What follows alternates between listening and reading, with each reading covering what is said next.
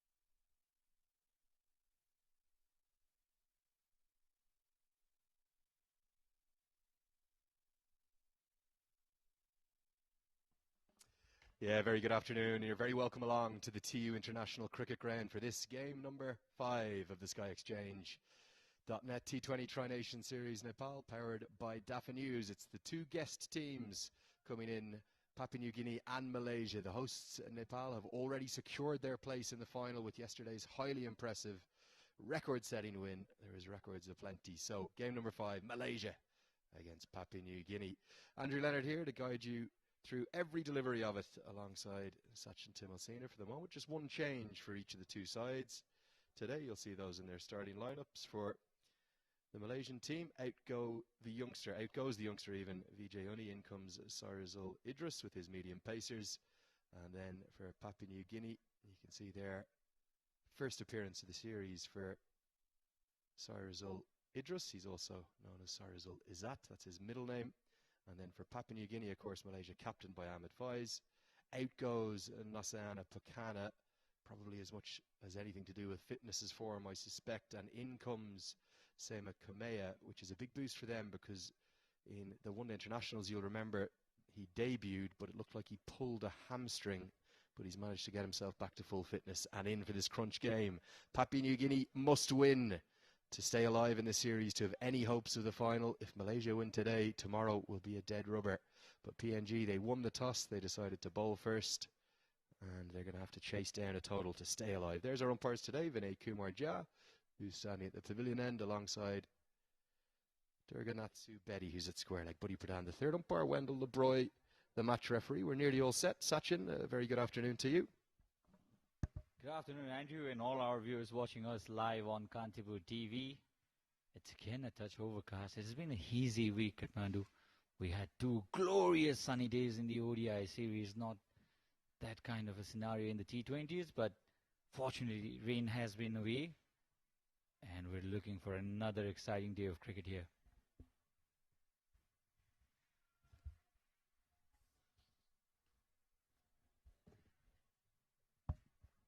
Change in tactics as well for Papua New Guinea. They're going to open with right arm medium pace. It's tended to be either Norman Vanua or Pakana or sometimes even Vagi Maria to open, but it's going to be Chad Soper instead. And he hasn't had the best series with the ball. It was very impressive in the ODIs, but it's a different format entirely. He'll open up, one slip in place, and starts with a pretty friendly leg side delivery to allow Virendeep Singh to get off the mark with a clipped couple.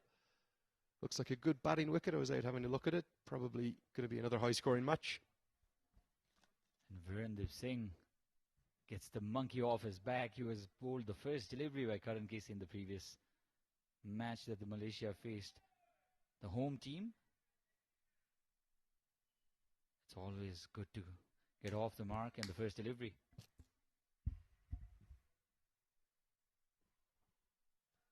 Just one ball the slip remained in place for. An immediate indication that there isn't any shape, there isn't any swing, even at Soper's pace. And I think it's an interesting decision that Asad Alaval has decided to bat first. Just one of the totals so far in this series in the 4 T20 internationals has actually been chased down. And that was the paltry 114 that Malaysia posted against Nepal in game 3. But the PNG captain is backing his batters to bounce back and chase down whatever Malaysia post. That was the very idea. I think the net run rate was also in contention in the mind of Asad Wala, the captain. This is almost a semi-final, mind you. At least that's how Papua New Guinea will be approaching this match. And that's not enough. They'll have to expect Nepal to defeat Malaysia tomorrow. Right on the money, but squirted away behind square. Just be a single this time. Good piece of fielding in the deep. The net run rate won't actually matter, whatever the result here. If Papua New Guinea win, even if it's by just 1 run, they'll keep their net run rate ahead of Malaysia's, and the only way that PNG will advance to the final is if Nepal beat Malaysia in that final game, which would obviously make Malaysia's net run rate even worse. So it's a win and hopefully stay alive for Papua New Guinea. And for Malaysia, it's win either today or tomorrow, and you guarantee yourself a spot in the final.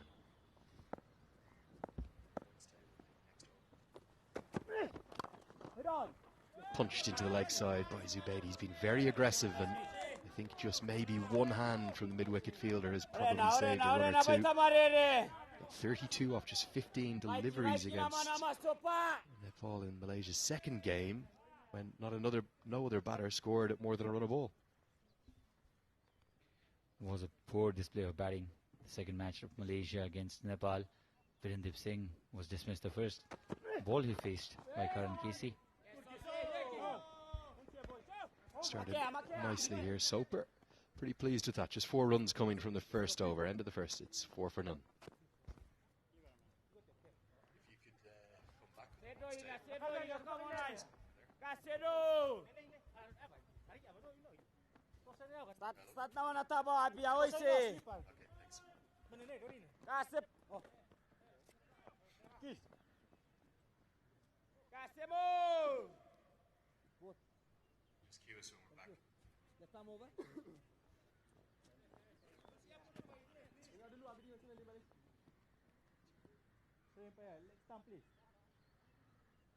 Still a little bit more.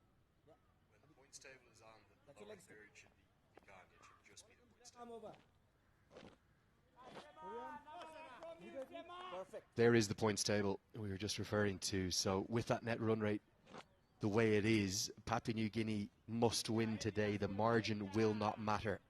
The reason for that is it will extend them even further in terms of net run rate ahead of Malaysia. Even a 1-run victory, or in this case with 1 ball to spare when they're chasing, and then they'll need Malaysia to lose tomorrow to the hosts. Nepal will obviously be favourites in that, but they'll need to be done a favour. Their destiny is not in their own hands.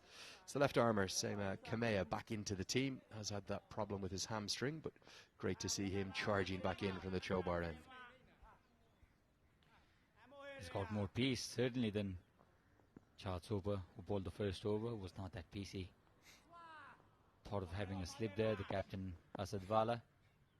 Removed immediately after the first delivery.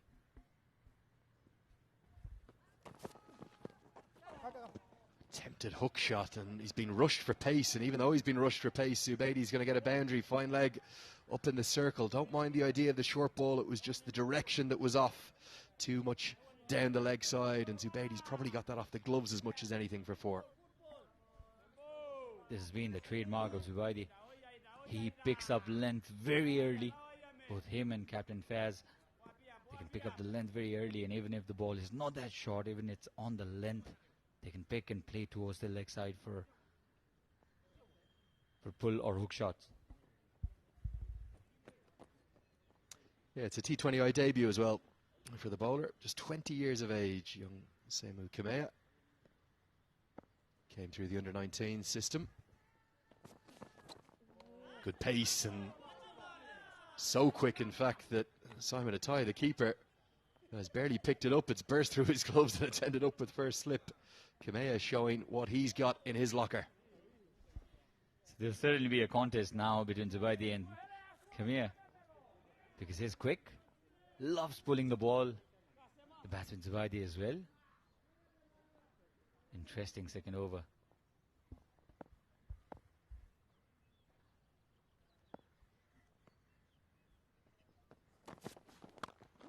Smashed down the ground, going to be 4.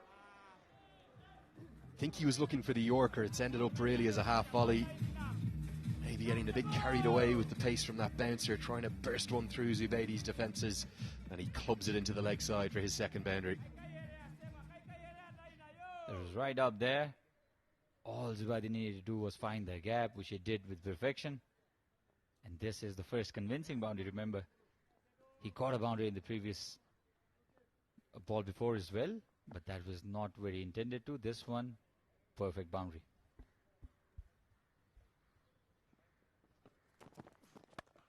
Smashed down the ground, really nicely played, straight as anything, just evades the side screen, and the ground staff have to take evasive action as well. The first maximum of the match, and no surprise, it's gone to Zubaidi. Exactly what I was mentioning. He can pick the length pretty early. This time a touch fuller. Confused probably because of the change of length in almost every delivery he's bowling in this over. Kamea, already 14 runs now off this over. Malaysia looking to counter-attack this initial pressure put on by Kamea. He's clearly been given the license, hasn't he, up at the top of the order to play his strokes, try and take advantage of these first 6 overs of the power play. Just 2 fielders allowed outside the circle at this stage of the game, and pressure on the bowler. 14 runs from just the last 4 deliveries. He's going to finish with a bouncer that'll just get away with it on height. Zubaidi takes a look to square leg, no issues there. 2 overs gone, 18 for none.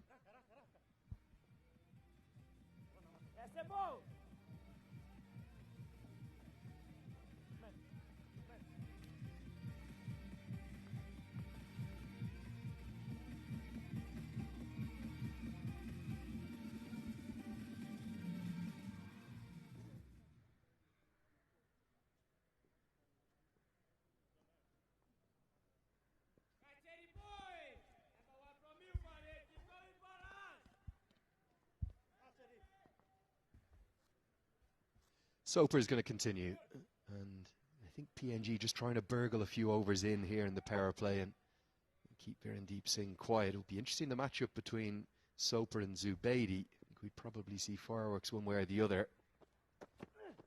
That medium pace that Soper bowls would be right up Zubaidi's street. Singh, he's more cautious to start with. These 2 openers, they complement each other nicely. The Malaysian top order has got some runs, isn't it? Apart from that match against Nepal where they were bundled out for only 113. Virendeep Singh scored a 50 against the same opponent in the first match of Malaysia against PNG. So did Captain Fiaz. Nicely clipped off his legs by Singh. He's very stylish. He's not going to dominate an attack at the top of the order, but he will knock the ball around nicely. And himself and his brother, they've become absolute certainties to start every game for Malaysia. The Singh brothers. It's always something about the brothers, the siblings playing cricket for the same team. Some legendary twins we've seen in the world cricket too. Nicely bowled, just beats Zubaidi. Back of a length coming through around the shoulder height of the bat, and be interesting to see what length Soper persists with. If he stays at that length, I think Zubaidi's going to either slash him away over the offside or look for his hook. Just as I mentioned, Andrew, he can pick up the length very early. Some batsmen are gifted with that ability. He goes Fuller with the slower ball. Clever piece of bowling. It gets lodged in the pad, not for the first time. And Parvin Kumar Jah says, "You can take it yourself, batter." He didn't want to, so Chad Soper goes up and does the collection. You'll see a number of those slow deliveries. If you allow pace to the batsman, there's chance of leaking runs. Yeah, definitely the off-cutter. You can see the seam position. He's actually holding it down the seam, but then just at the last second, just as he's about to deliver, rolled his fingers over that one. Goes back to full pace, and if slip was in place, it would have been the first wicket. Instead, it goes past the outstretched hand, the dive of the keeper, Simon Atai. Zubaidi living by the sword, and he picks up 4 fortunate runs. Already a small cameo this from Zubaidi. He's always looking to attack, doping at the bowlers. Lucky boundary this time. Slip would have made the difference, not to be. And are we heading for another high-scoring contest here? Big shot into the leg side, and deep square leg is out, but it's going to go miles in front of square. Up onto the grass banks. There's not many fans in there yet. It's a huge maximum, a magnificent strike to close the 3rd over. 29 for none.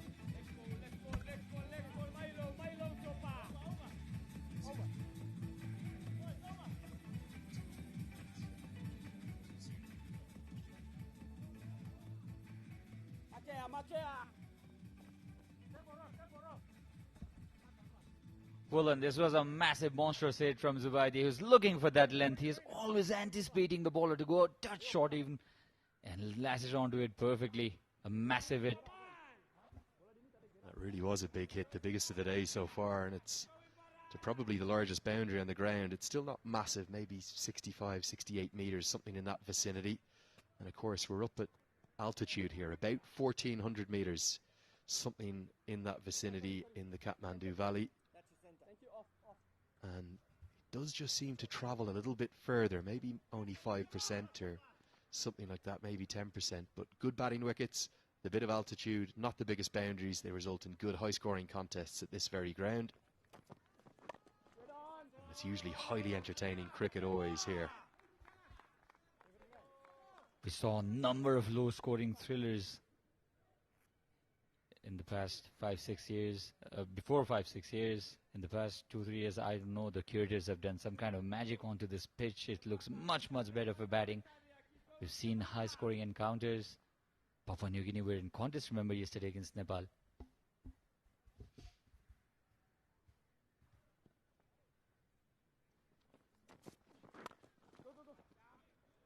Just be a single to Singh. He continues to be happy to knock the ball around. Hasn't looked for any boundary options yet.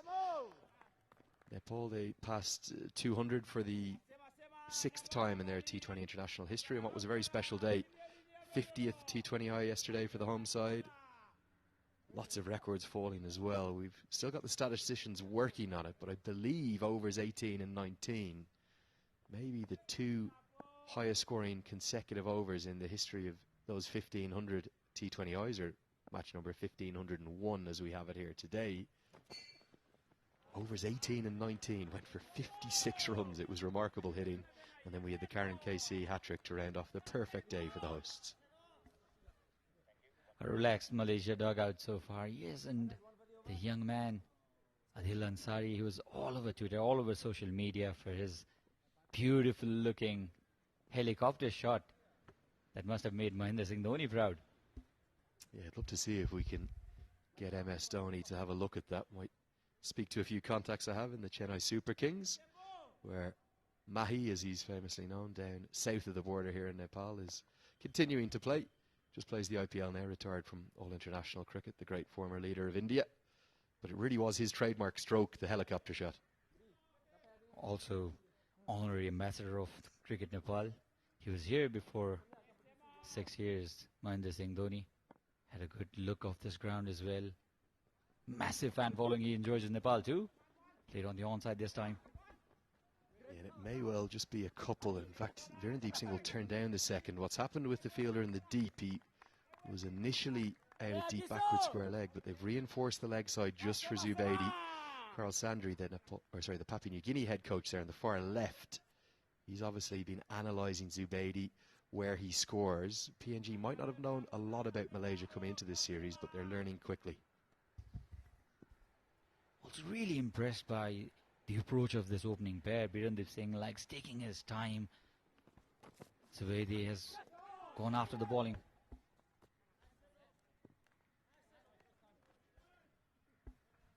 Yeah, it's kind of balanced nicely, isn't it? That one not signalled as a wide down the leg side, and you can see why. Just a nod of the head from Durga Zubaidi. You think it might have just clipped the pad?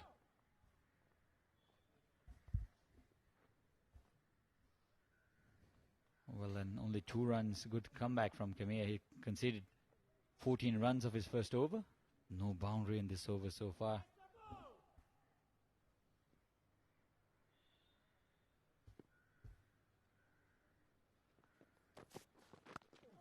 Brilliant over. Really good. Just 2 runs from it. And good skills shown off by Kamea. He's come back from that injury nicely. 4 gone. It's 31 for none.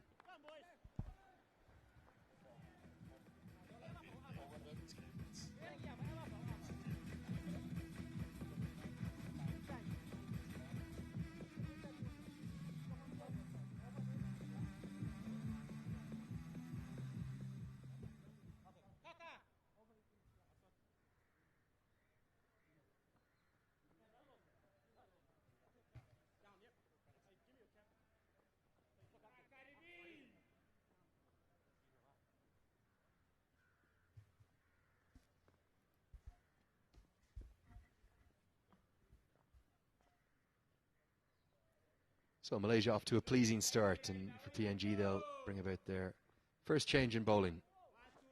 We'll see Kabua Vagi Maria come into the attack.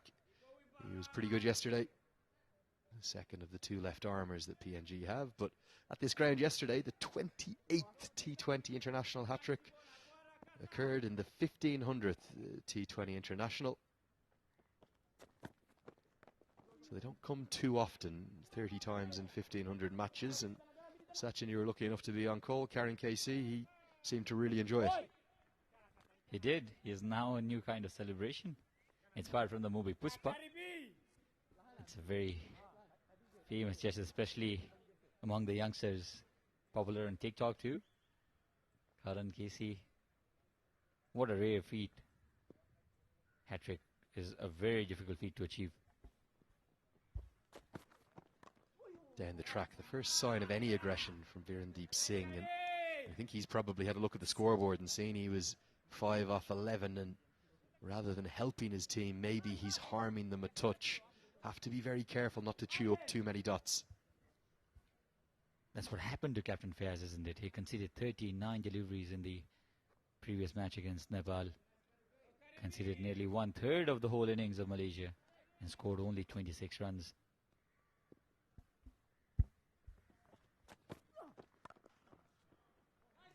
Cut away, just half a stop will allow Singh to get through for the single, but it was pretty firmly struck. You can see all the artwork and the ink work down the arm of Virendeep Singh. Tattoo, man. If you looked closely there, you'll have noticed number 23 on his arm. It'd be interesting to know whether he picked that because of the late great Shane Warne. That's the exact number behind his jersey as well. Numbers 33 for none. Pulled into the leg side. It was a slower ball from Maria. Clever bowling because he's got that protection out there. That's Legacy Yak out on the leg side. I think there's a few nerves around for Papua New Guinea. They didn't expect to come into the series and lose their first 3 matches, particularly after how good they were in the ODIs. And a must-win game, it just amplifies the tension. Had to wait forever to connect to that delivery. Zavaidi. Down the track, that's much better from Virendeep Singh. He will get a boundary. Thuds into the Dafa News advertising hoardings. That's more like it. It's a classical cricket stroke, yes, but he's got the momentum and the power into the shot by just dancing down the track. Came down the track, finds the gap perfectly. He looks very technically very correct as well, Virendeep Singh. Likes playing those orthodox shots.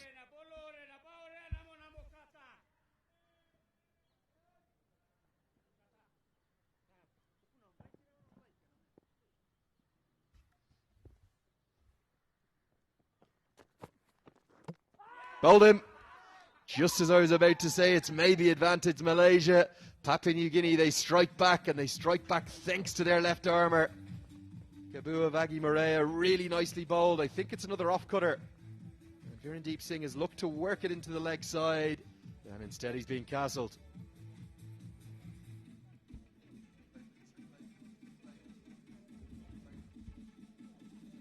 Yeah, let's take another look at it. Definitely the off-cutter, I believe, here from Vagi Maria. Just catch up with it now.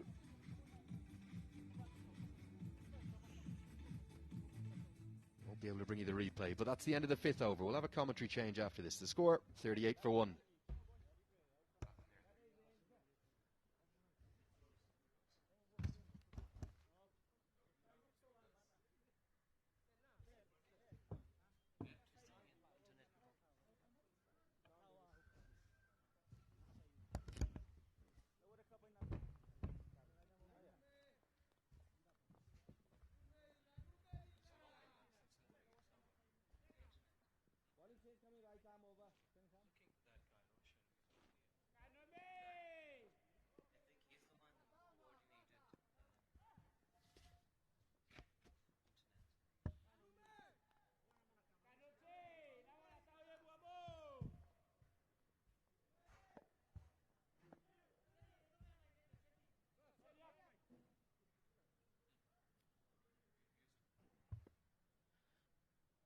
We're into the last over of the first power play. It's a change in the commentary box. Joining me in the commentary box is Izaz, my friend from Pakistan. Last delivery of the 5th over, producing a wicket which is much essential for PNG. However, Zubaydi, the informed batter out there, has already smashed 28 runs of 16 deliveries. Izaz, how do you assess this wicket? Yes, good one. I think so that Virandeep is a tall lad. He was just missing the length. But in the meantime, there's a boundary. Excellent shot. This has gone for the maximum. In fact, it's gone for 6. Really a big one, big hit. After a wicket, Zubedi comes up and continuing his form, approaches to his 34 runs in just 17 deliveries. Well, Prama, I think so that Malaysia was a slight bit of watchful start, but I think so that what a platform has been laid for them, they can capitalize, and Zubedi will be the key. Into the legs, finds the gap but gets a single out there. Zubedi has already bettered his previous highest score in T20 internationals, which is 32. Now into 35. Looks comfortable and set. Joined by the skipper, Ahmed Faiz, who himself has been amongst the runs, but in the last match that he played, his strike rate was a concern, and he acknowledged the fact in the post-match interview. He said that was one area that he himself would be working on. Yes, exactly. And the captain, Ahmed Faiz, is in the center. To me, that in the previous delivery, what he has played, what slight bit of uncomfortable. So mid-on should be slight going up, like short mid-wicket or short mid-on, for anything delivering over pitch, attacking on the pads. Short and finds the gap. It's yet another boundary for the, in fact, the first one for Faiz, but another one for Malaysia. Good hit. And this is where you will pay the price. Given width, enough time. And look at that, he has just hammered it at deep backward point boundary for 4. I think they should be attacking him on pads. And get a fielder nearby in a catching position towards onside. Beautiful delivery. Almost edged the bat out there. And the end of the 6th over, end of the power play one. It's Malaysia 49 runs for the loss of 1 wicket.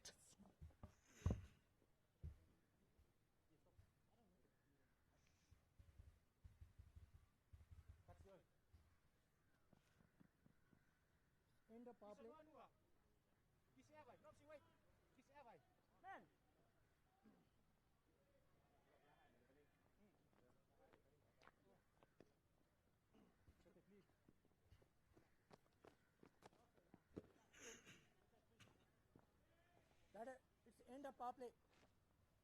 End of power play.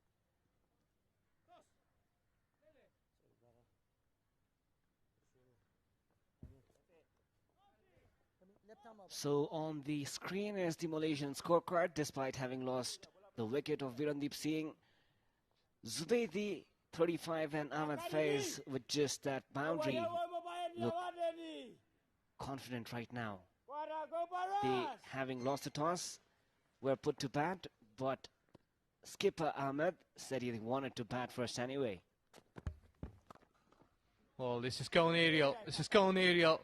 The fielder was there, but he can only watch it. This is gone for a big hit, 6. And this is how you've been continuing giving him some space towards offside. He will hammer you like this. Zubedi in full swing out there. No mood of just watching them out. A massive shot. Almost came very close to us. In fact, it hit the roof of the building that we're in, Azaz. Yes, exactly. Well hit. And umpire is going to have a look onto the ball. That if there is any sort of damage or not, he is just cleaning the ball, having a recheck. Yes, that's been fair. So you can continue with that one. About 50 off for this. Malaysia approaching to 55 in just 7 overs. They've lost a wicket. But still, Zubedi is there, who is really playing a gem of inning. 19 deliveries, 41 runs. Straight down the ground, yet another boundary. Zubaidi is in destructive mood. Straight as an arrow. 10 runs of the first 2 deliveries of Moria out here has gone. Very expensive. Probably touched a bit of leg of Moria out there.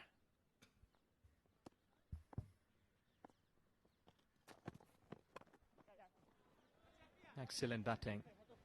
They knew that they have got 10 runs already in this over. There's no need to get panicked, no need to take pressure. And this is excellent batting. 60 on the card with a wicket down, and I think so that both of these two, they can really bat long. They can capitalize on a partnership and can create some panic in a bowling department.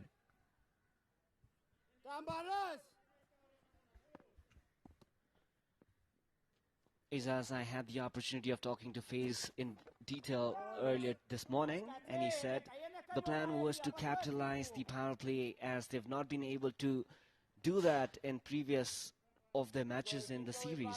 So the power play was key, and they've actually made some improvements out there.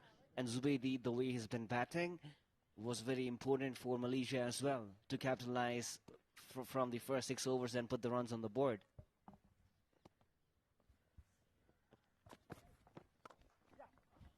Well, he's gone through, deep back foot point. And you're right, because power play all the time has been really a key factor for any team who's batting here. And I think so that Malaysia has done a good job. 62, and as Brahma, you already told that on toss as well, that Faiz was asking that we wanted to bat first here, and it's a good choice. Put runs on the card, put pressure.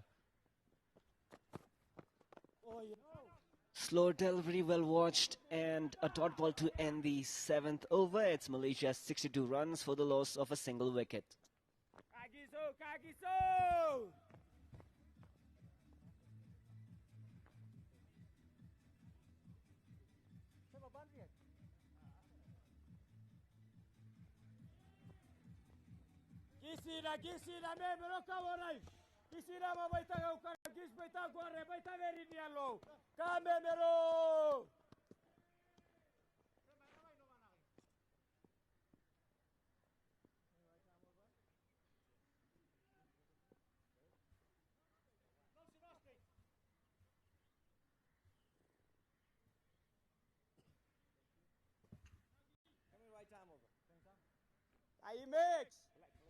So runs are coming, and I think so that PNG should be looking to contain here, because the way these two batters, they are batting here, they've been in a good form. Hukere, let's see if you can break or disturb the furniture here. Might be a good change for PNG, and they should be utilizing all of their spearheads, because they need wickets. And if these two, they will be keeping or kept batting like this, I think like they will be achieving 170, 180. This has gone high, the catch is the call. 2 fielders coming underneath it, and they have taken, so chain walks here. And Malaysia lost a second one. And the crucial one here, Zubaidi was the one who was punishing PNG. Wanted to go big one more time for a maximum. Did not have the ideal connection. Take a look. Was not able to clear the fielders out there. Good communication out there also among the fielders in the deep. The 2 fielders outside. Even after the power play, you know, the communication is key, and they didn't clash and made sure that it was a catch to be taken, and was most. Zubaidi goes out at 46, misses his maiden half century by 4 runs. Lefty, oh!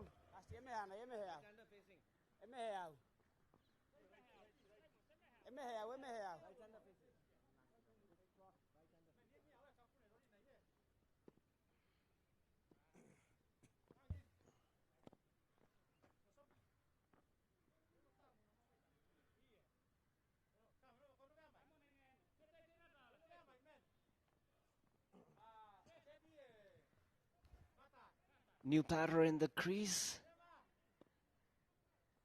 It was one of the most impressive innings of this Tri-Nation series so far by Zubaidi one more time. 46 from 22. 4 6s and 4 4s. Wanted to go for another maximum but failed to make the connection and was caught well in the deep.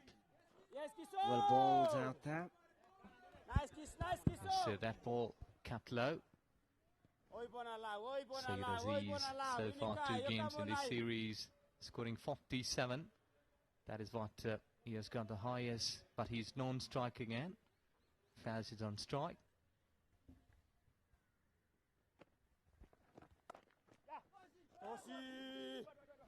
So there you go. And they will be having some more runs coming back for second. Good running. See that the momentum, this is where you call the teams that if they are losing wickets, but they're trying to keep the momentum of the run rate. I think so that coach has just given the message. You have to keep going on the same run rate at where you have started. Don't look up to the wickets column. Just stick to your basics. Go and bat your natural cricket. They have got filing up in 30 yards now. A very important match for PNG this. Similar area the ball went to this time, but it was just a single. Brings Syed, the left-handed batter, into the strike. Averages well into 30s, early 30s out there. A strike rate of 132 plus. Can smack those balls. A highest score of 87 in T20 internationals. That's quite good. Yeah, see, he can bat. He can really bat. Let's see that if you can continue the momentum, what the opener says, let for them or not. And straight away, he's getting right from the middle of the bat. And I think so that whenever the bat is just middling the ball well, so the batter has been enjoying. So normally he used to go with some big hits by having some couple of runs. So I think so that Faz and Sayyid Aziz can really back down and can make a good partnership. Partnership would be, and in fact in cricket is always key. Here, Faz, the skipper, must have a plan. A dot ball out there. The momentum has shifted back to PNG, end of the 8th over. It's Malaysia 62 runs for the loss of 2 wickets.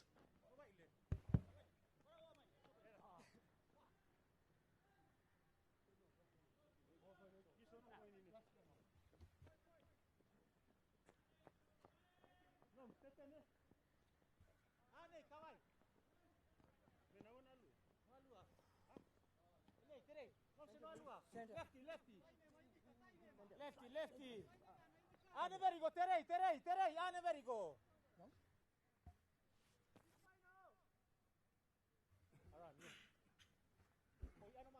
So the wicket in Hokere is over, but let's see that how PNG will be looking here.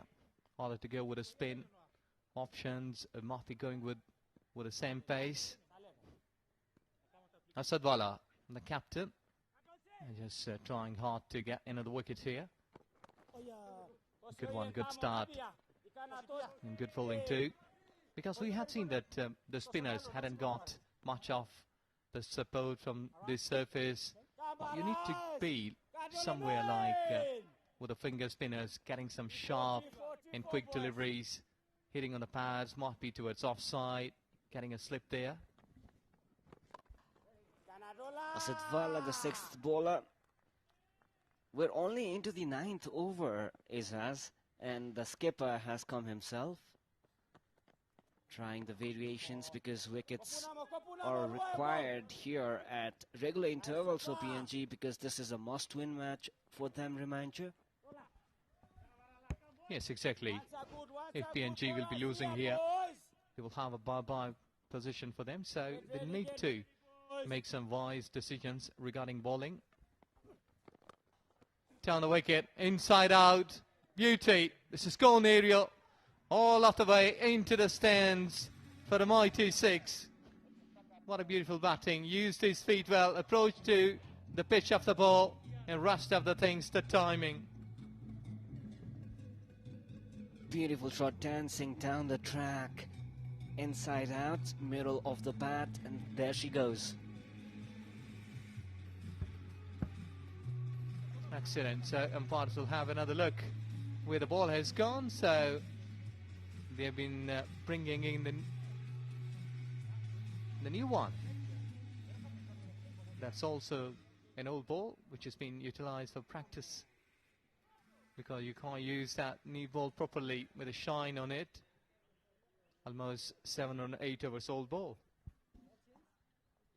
Just exhibiting the new ball out there to the batters and the PNG team. Umpire Binay Kumar Jha. Also, Dwala's first over has been on the expensive side so far. Oh, yes. Yes, you're right. Really expensive. 8 overs, 8 runs already. Still he has got the ball to go. And with the new ball, might be that he has just checked it at how quickly the ball is coming. It's a good way. Trying to get a single, close call. Direct hit, but really lucky. Umpire hasn't said any sort of thing, so hadn't any drama there. 9 overs been bowled here. Malaysia 75 for 2.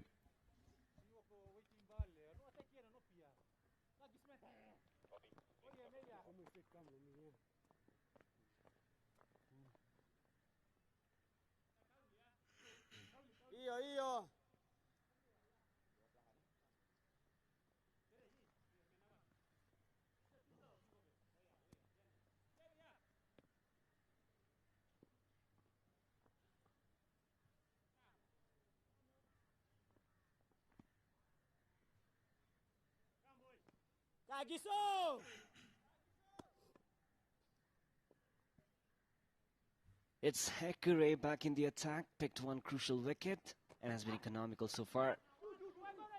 Into the left side. Just a single out there.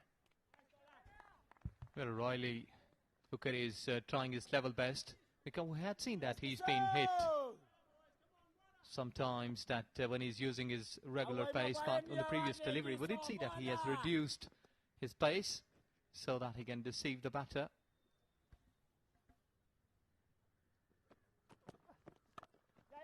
See that? He's comfortable playing on that pace when he's going normal. But when he's reducing his pace, 2 runs, beautiful running. Picked up the gap quite nicely. So when the bowler is reducing his normal pace, less than that, I think the batter, who is looking that he's coming on such pace, so he had 2 minds, that what should I be doing there? Another exhibition of brilliant cricket with the running as well, converting ones into twos. Another single out here.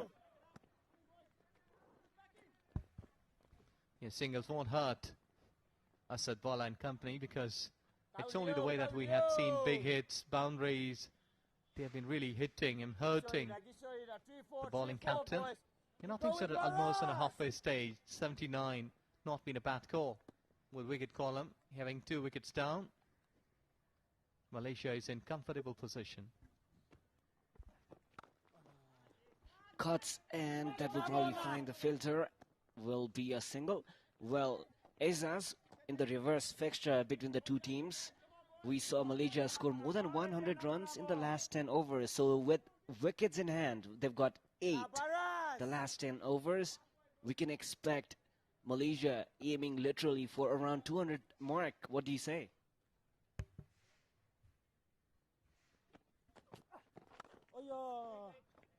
Yes, you're right.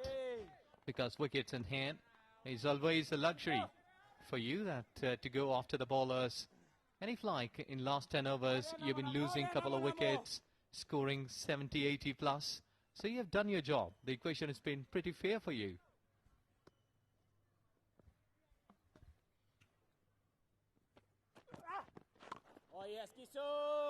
Was an attempt, but a dot ball to end the 10th over. It's Malaysia 80 runs for the loss of 2 wickets.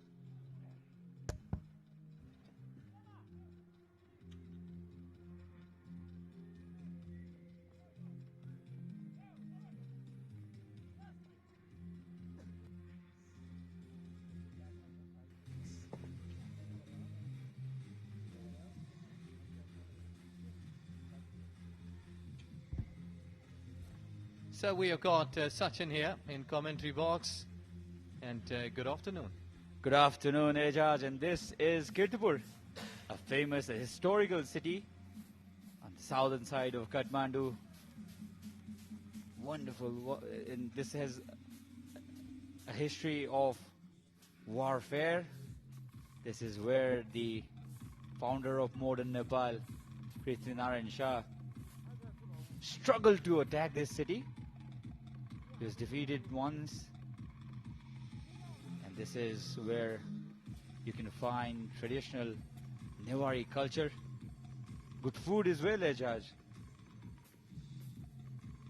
So, 80 runs for none after 10 overs, Malaysia, going good? Yes, exactly. You have to give credit to the batters so far. Look at that, beauty. 46 runs, Ahmed Zubaidi in just 22 deliveries. And rest of the thing, the partnership, Ahmed Faiz and Syed Aziz, they are batting there.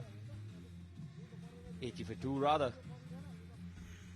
And the bowling cards so far, a wicket each for Kabu Morea and Riley Hekuri. No extras so far, very, very disciplined from Papua New Guinea.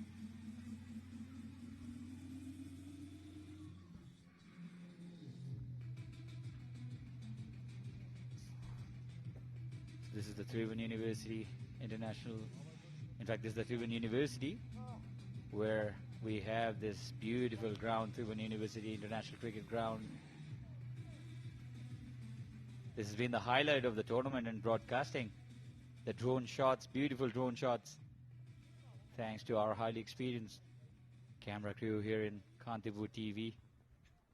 Well, it seems to me that on the left side of your monitors, sometimes the water has been passing through a sort of canal. There might be some pool where the water has been in the past somewhere.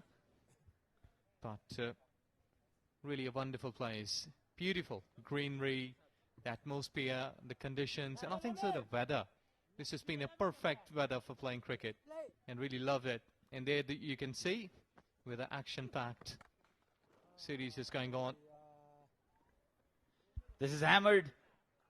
Another boundary. Malaysian innings now really on their way of posting a massive target. 84 for 2.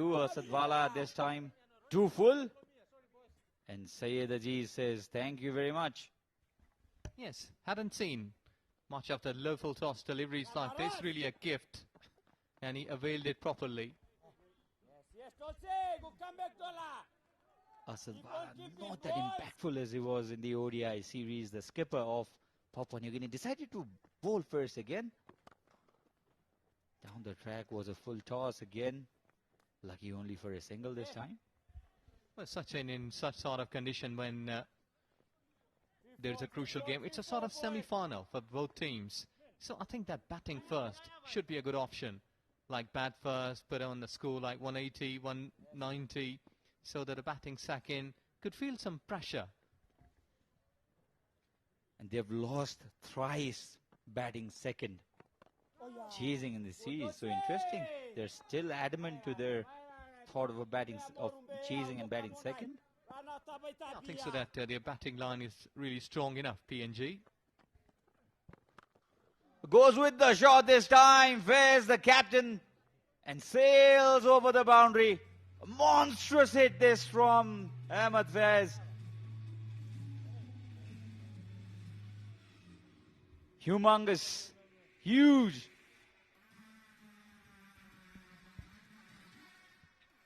Yes, you're right. Ahmed Faiz already hit a 15 this event, and he's still continuing. Search for the ball is there, because this is really a mighty hit, which has gone over the mountain. So one of the ground staff is just going to have a look onto the ball, and umpires, they're waiting there. But wonderful hit. You just picked up earlier the length. There you go.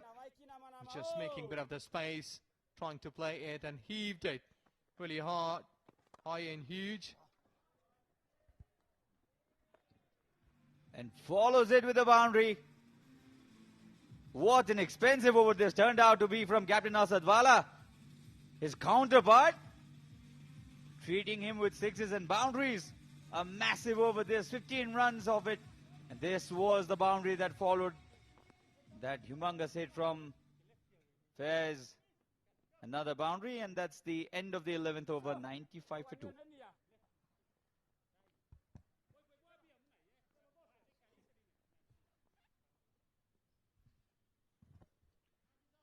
Well, then we're talking about the drone shots in this tournament.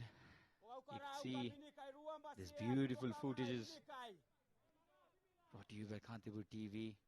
Very, very experienced camera crew. We have talented as well, and that's the beautiful cricket ground. The one with the red roof. On the center of your screen is the commentary box, first floor, where Azaj and me are describing this match, narrating this match to you. Now all Syed will need to do is give strike back to Faiz, who is looking really very good and aggressive.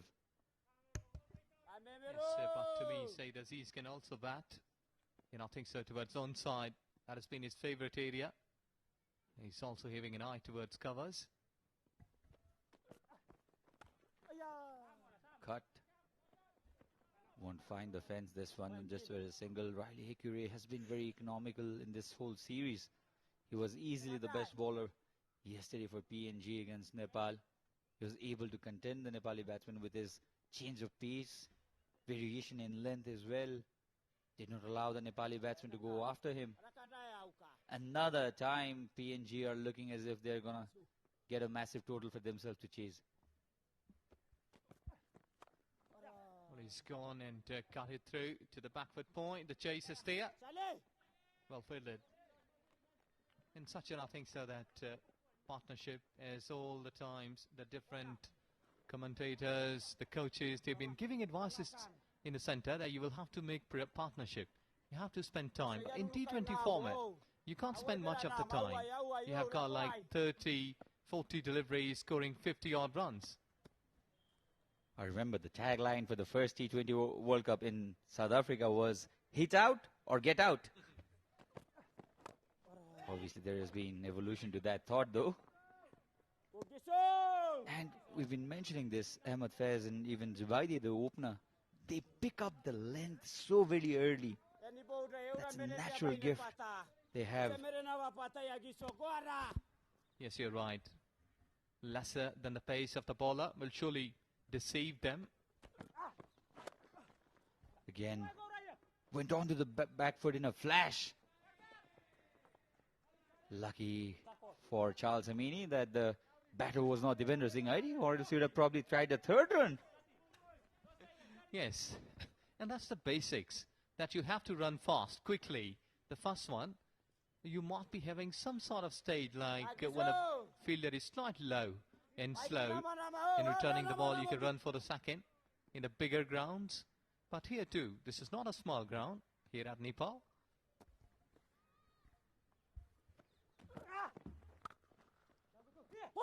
Short wide, the pace not there. Running between the wicket has been an issue for Ahmed Faiz, 34 years old. Ahmed Faiz, 12 overs have been bowled. Only 5 runs off it by Riley Hickory. Economical 100 for 2 over Malaysia.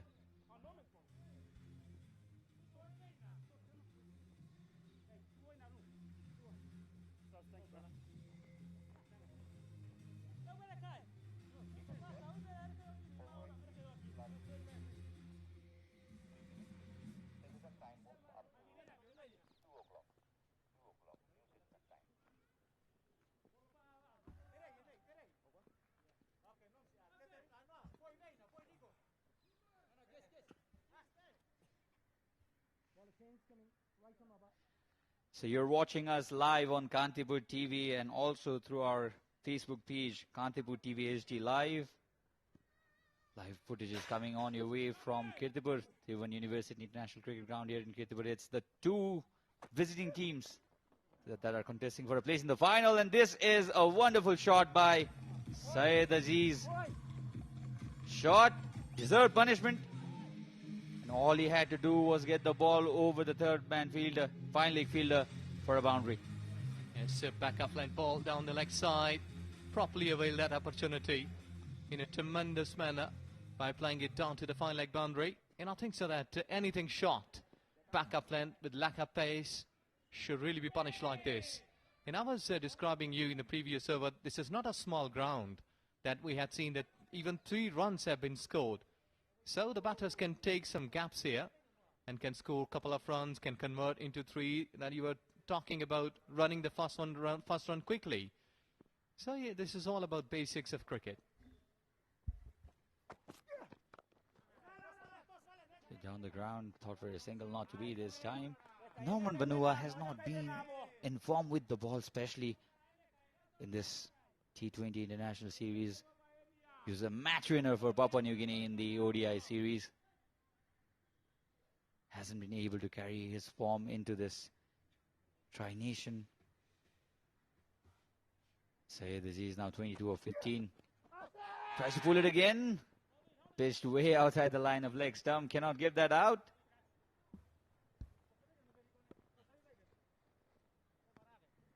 Easy decision here for the umpire. Yes, and a good one, because it hit almost on a high. Look at that, above that flap. And pretty enthusiastic appeal. And I don't know that why he was appealing for that, because they hadn't got any wicket since a long time. But here, we're waiting for some sort of deliveries, like some good, quick, and wicket-taking deliveries from PNG. It has been a typical Malaysian start, isn't it? They watchfully play the first 10 overs. They got 62 in the first match, in the first 10 overs. 67 in the second and 72 today. And in the later part of the innings, they can accelerate. Unfortunately, against Nepal, they were bundled out only for 113, but that was the damage done in the second half of their innings. Yes, it happens. We had seen that lots of teams, they've been scoring slowly in the power play. Or just go aerial to Adzon's side. And when the things are really coming into their boots, like 7 or 8 overs, they had wickets in hand and been attacking onto the opponent. And I think so that Malaysia has got the same plans today. Watchfully play the first 10 overs, and now it's a time for them keeping 8 wickets in hand and can go aerial. And I think so that they will be shortly playing their strokes like fine leg and third man up in 30 yards.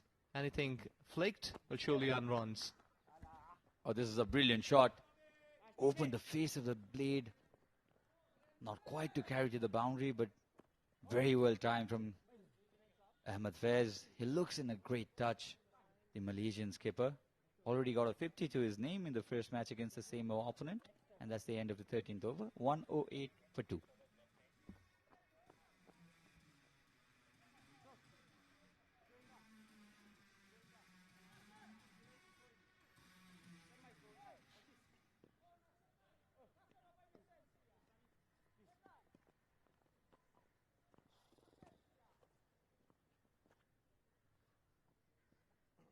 Kaki Spenton! No. Nah.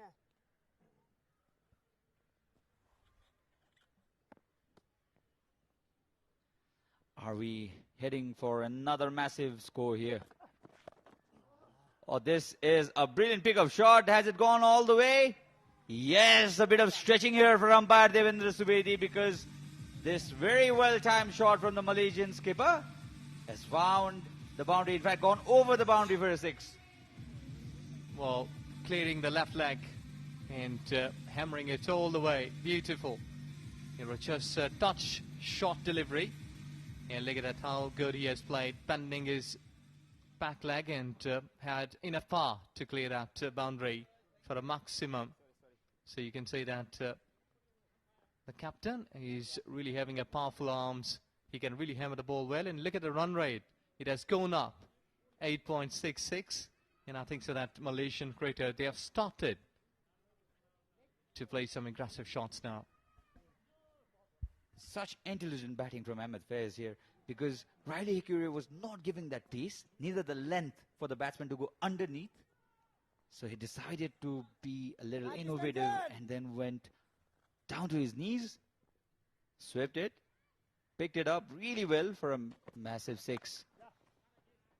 Onto the offside this time. Fantastic batting. get a 6, go to the non-strikers end. That's how you enjoy your batting. Well done, Skippy.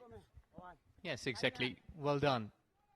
Ahmed, you're batting well, and along with him, Syed Aziz, who is having a good hand. I think so that one of these two guys, they should be looking to go after the bowlers now. And I think that Syed should be a good option. He's a left-hander, can pick up the shot to boundary towards onside. Oh, this is a chance of a run out. Why did not he go for a direct hit? Nice ball. I think that's a blunder. Yanagiso. And stake was the big wicket of Captain Faiz. Come on, lads, you should have gone to the stumps. You should have at least tried for the stumps. Not the kind of aggressive fielding you'd want to have, especially after a partnership is set.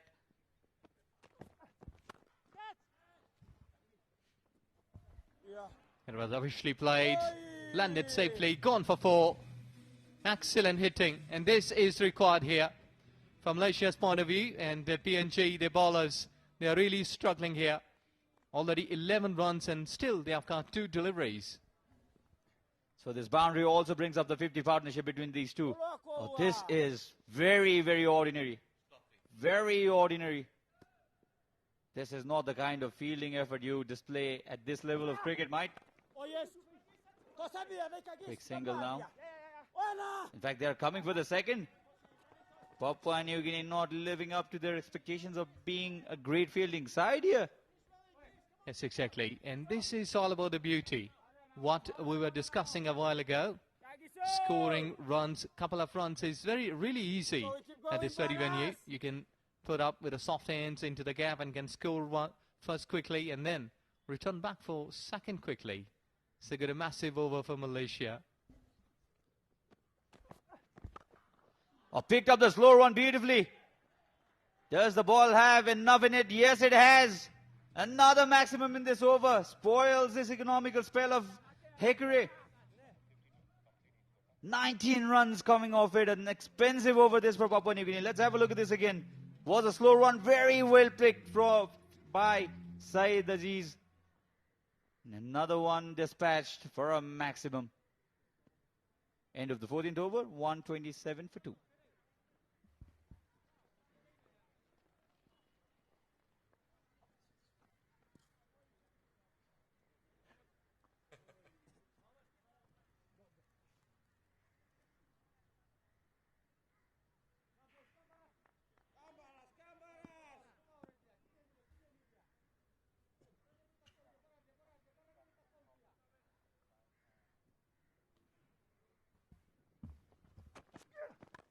Down the track, one-handed almost. Some bit of work to do in the deep. Well done this time. The hunger seems missing in this PNG team. They were a very high-spirited team, especially in the ODIs. This is the must-win game for you boys. You cannot go complacent here. Give all your best. Come on. Yes, you're right. Spark is missing there from PNG. What we've been witnessing here is in the first ball. Has he found the gap? Has he found the gap? Yes, he has. Almost threw it his bat to that wide delivery from Norman Vanua and still collects the boundary. Ahmed Faiz moves on to 41. Yeah, slightly getting away, and look at that. He had just put his bat on the way. And rest is done with the pace and timing. At deep backward point, what a wonderful shot. He has picked up the gap. And I think so that he exactly knew now that where the gaps are. See that third man is being sent back now. 4 legs up in 30 yards, so you need to be more accurate as a bowler. There was an opportunity this time as well. It was full. Did not get the Yorker length. There, Norman Vanua lucky that Captain Faiz was stuck in 2 minds maybe. Yes, exactly. His stance was showing that he's either to go upstairs somewhere up into the sky or just go with a single. This time delivers a full swing of the bat, but no run. Much better length this time from Norman Vanua. I think we're heading for a massive score here again, Ejaz. Yes, exactly. Oh, I agree with you that way that both of these two batters, they are showing their intent that they're trying to use a long handle. And both of these two, they can really bat on in a death overs. Malaysia has really produced the beautiful batters. While PNG, they need some Yorkers, some slower ones. Finds the connection this time and good enough for the ball to carry to the boundary. Ahmed Faiz in some mood to punish the PNG bowlers here. The shoulders are down, PNG. And Malaysia capitalizing it to the fullest. This is full, wide. Brilliantly executed by Ahmed Faiz. Yes, exactly, in a pacey delivery, slightly backing away, trying to go towards offside. Last ball of the 15th over. A single to the Malaysian captain. Takes the score to 138 for 2. And there will be a change in commentary.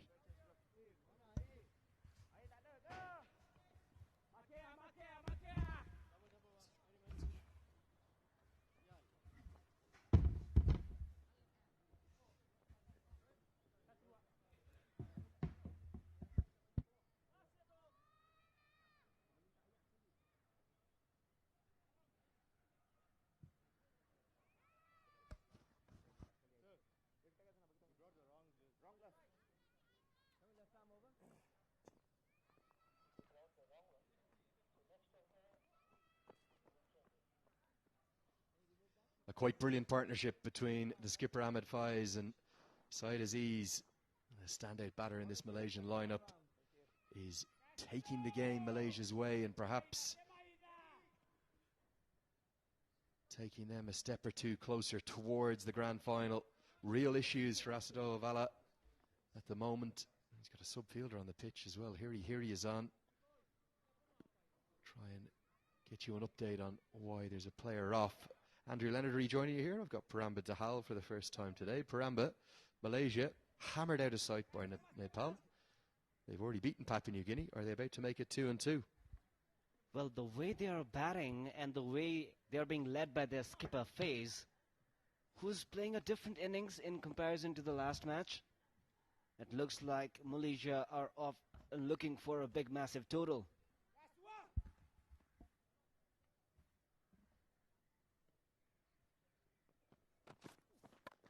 They're surely hunting down north of 200, and with strokes like that, even though this one hasn't gone to the boundary, you can see why. They're going to try and get back for 2, just about. I think if the throw was accurate, Faiz would have been in real trouble. Some heavy, deep breaths being panted by the Malaysian skipper. A very good partnership building up out here. Nearing that 10 runs and over run rate. Malaysia.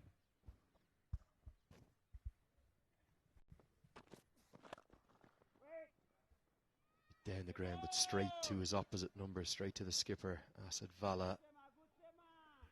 Yeah, certainly his fitness being tested here, Faiz. You have to remember, 11 months since they've played any international cricket. Oh, well and good being in the gym. Nothing quite like being out there in the middle in a pressure situation on the brink of a T20 I-50.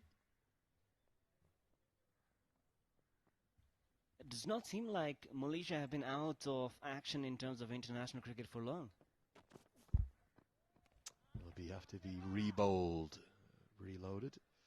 Yeah, you're spot on. I think Malaysia have looked pretty good. I know they were beaten heavily, but by Nepal in game 2 that they played, but I think that was as much down to the emotions of the big victory from the day before against PNG.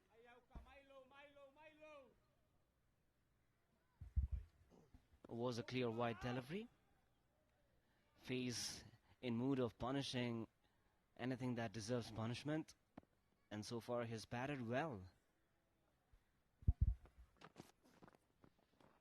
Wide again, this time outside the off stump. And you'd have to think that the pressure is telling now on Papua New Guinea. Their bowlers, their captain, they've been run ragged by a great counter-attacking third wicket partnership between these two. Wanted to attempt that wide slow Yorker, but completely missed the line. And umpire Devendra Durganath Suvedi signaling it. The extra. The extras are going to come back to haunt PNG because Malaysia have been producing runs off the bat as well.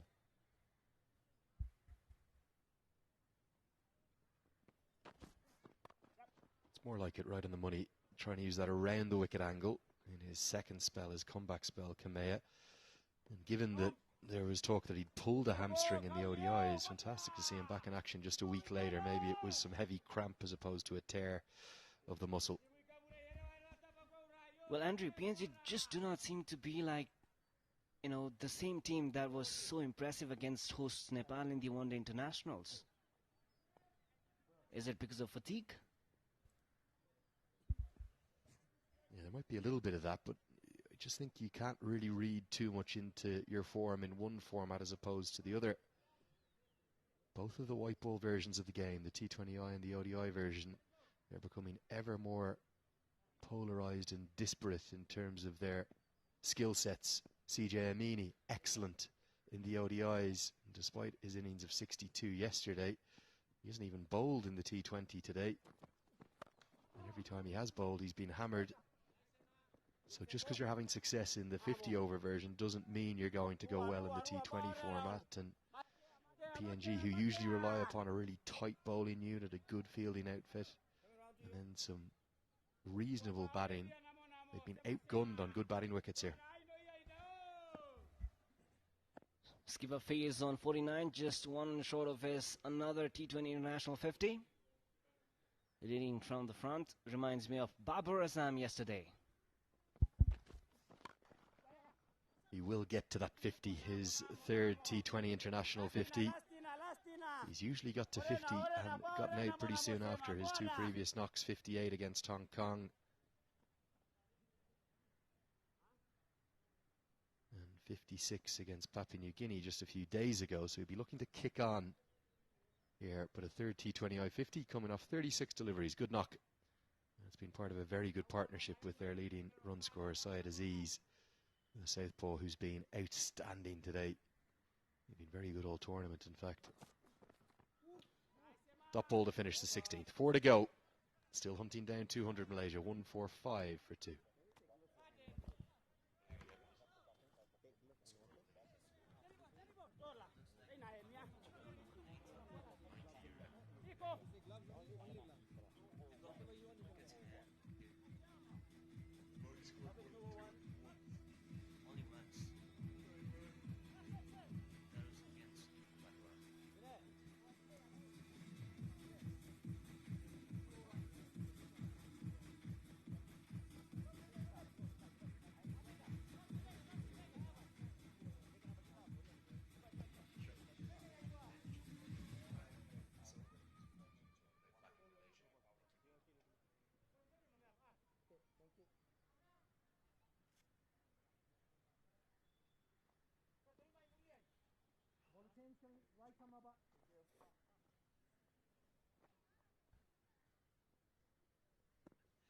So, there's the bench, the Malaysian bench, and as we see Chad Soper return to the attack, the opening bowler today. Some sad news coming through from Kuala Lumpur, broke just a couple of days ago. It will be the end of the Kinrara Oval, their home ground, the showpiece cricket venue, has unfortunately shut its gates for the final time. About 3 or 4 years ago, it appeared the venue was in trouble, but the government stepped in and got a lease extension. The land had already been rezoned for a commercial development, but the sad news is that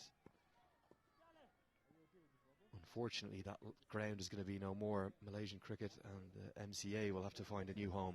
Very sad news. Never like to see cricket grounds being lost. Even Team Nepal have great memories at the Kinrara Oval.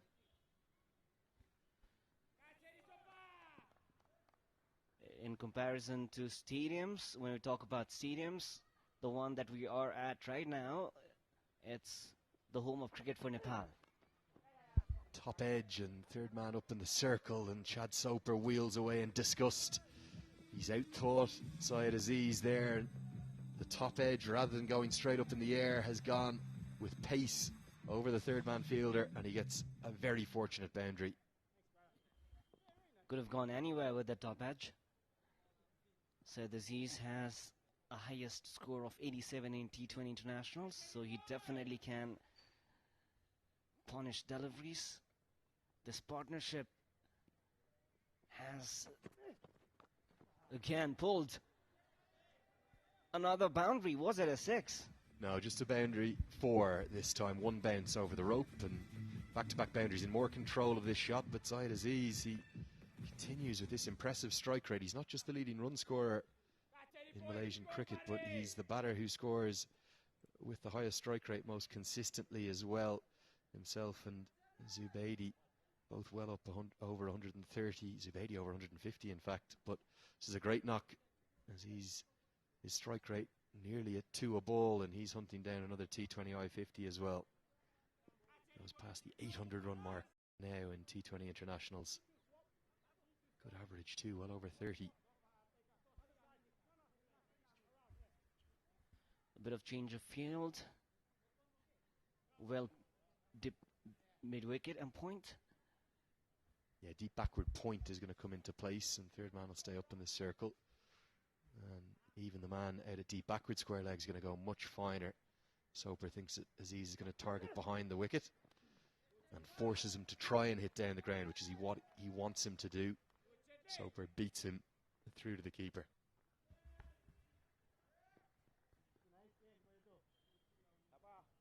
The PNG bowling attack, despite having used 6 bowlers, have failed to produce the required more essential breakthrough out here. Edged again, and oh dear, that's a very poor effort, a tame effort, and it's Tony Orla. Chad Soper is disgusted with his veteran. That should have been stopped, and the wheels are coming off. They're coming off in a big way for Papua New Guinea here. That should have been saved. These misfieldings are going to come back to hunt and hurt PNG. 158 runs already on the board. 3 more overs after this delivery. Another expensive over. Slower ball from Soper, who looks a very angry bowler. He's not a fast bowler, a medium pacer. You get angry medium pacers as well.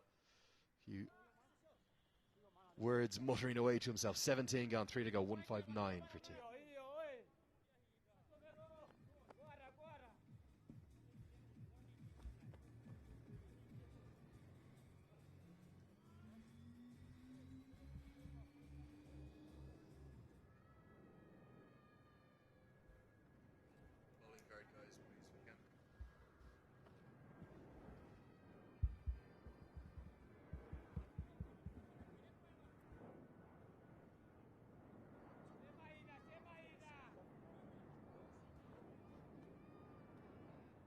So 3 overs remain, and this has been the problem for Papua New Guinea. Their spinners have offered them no control, whoever they've turned to. They haven't even used CJ Amini today. He was expensive yesterday. Vala tried to play the role as a spinner, 2 overs done for 24, so they're having to rely upon their fast and medium pacers. You need to have at least 4, 6 or maybe 8 overs of spin in a T20I to give you some control in those middle overs. In none of the 4 games have they got it. Well, the track, the pitch has not favored spinners at all throughout the tournament. It may not have, but you still need your spinners to give you some control. Look at what Malaysia will do. They'll bowl 8, 10, maybe even 12 overs of spin in the second half. They'll open with their left arm spinner, Pawandeep Singh. He's not turning the ball huge, that doesn't matter. It's the pace coming off the balls that is important. Lamachani's been impressive. Dipendra Singh Airi's been very good as well. I think the issue for Papua New Guinea, they're having to bowl 16, 17 overs of seam on a wicket where they don't have extreme pace necessarily. And the batters are just working it around for fun. Every game they've conceded more than 9 runs per over. Well, the seamers probably should also include variations, the way we saw Karan Casey pick 5 wickets yesterday. Smashed down the ground. This is the problem. Pace on the ball is just what the batters want. And it's a lovely shot, this one. A really good strike down the ground from Ahmed Faiz. He gets a handshake from Zayed Aziz. He's a big fan of that shot. Let's have 2 of them. Brilliant shot, straight Almost hit one of our camera person out there. Oh, where'd the ball go? Yeah, cannons into the side screen, and I think it was actually the attempted slower ball from Kamea, but right into the slot. Stay safe, guys, out there. Yeah, there's the lads doing a great job. Never easy up in the gantry. Always has a bit of a wobble in it. That was probably shaking as that 6 struck into the side screen. Keep up the great work up there, boys, and all of the production crew. Live on Kirtipur HD. Full pace delivery, smite it away, won't be 6, this time it'll be 4. Papua New Guinea, they've got no answers at the moment. Malaysia definitely hunting down over 200. Well, when Andrew asked, I thought the projected score would be around 190. But looks like Malaysia are well headed for their only second total above 200. 100 partnership. These two have batted with full control. Slightly different styles in the way they go about it, but equally effective. And this one was slashed through the offside. 10 runs in just 2 deliveries. Real pressure on the youngster.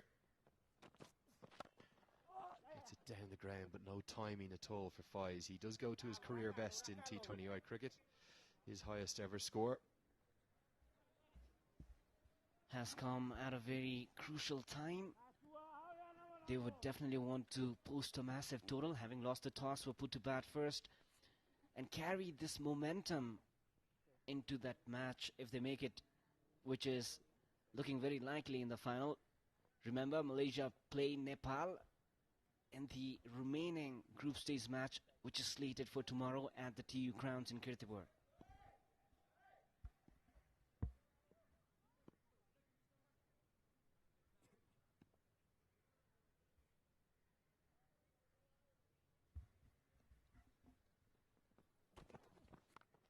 Dug in, and I'd love to see a wagon wheel of Syed Aziz's, because a lot of his runs have come behind the wicket. A little bit of bits of fortune here and there, but it's just the way he plays. He opens all areas of the ground up. He's going to get a boundary and you close out the 18th over. It's a very expensive one, 175 for 2. The replay out here, the result that he wanted, another 4 runs, and the PNG in all sorts of trouble. Malaysia at the end of the 80th over, 175 runs for the loss of 2 wickets.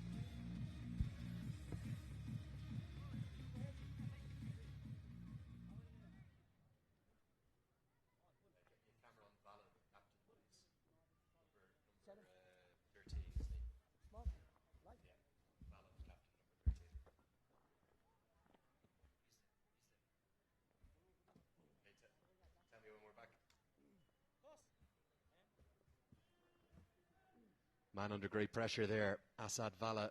The reason for that, his bowlers have offered no answers even when he's tried himself.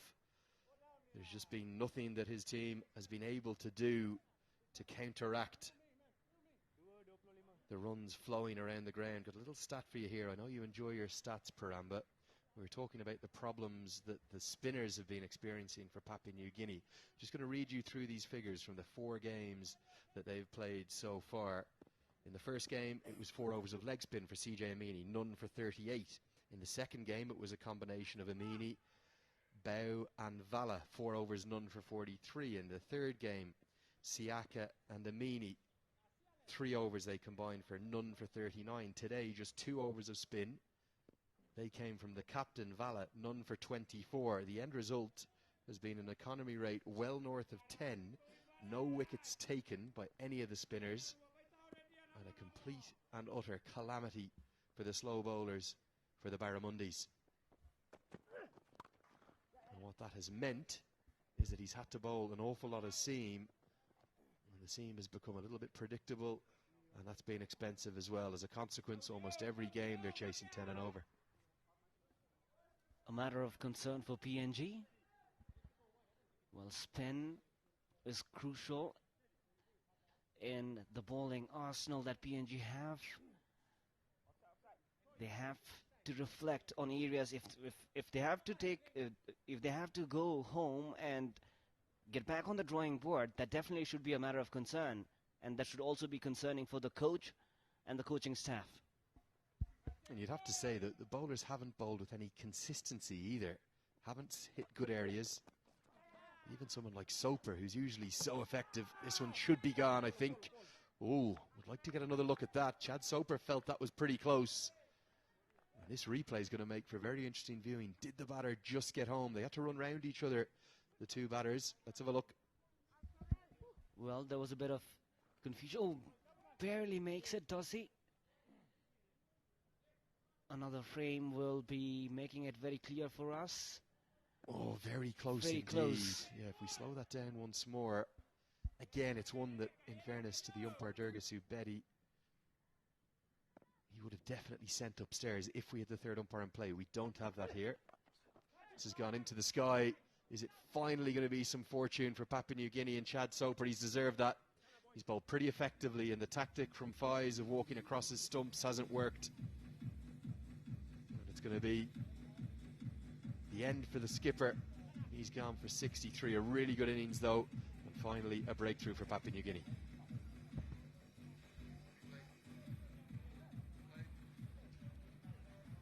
There you go. He was standing way off the off stump. The top edge. This time again, good communication between the two fielders and makes no mistake. Ahmad Faiz gone for 63. Malaysia 177 runs for the loss of 3 wickets.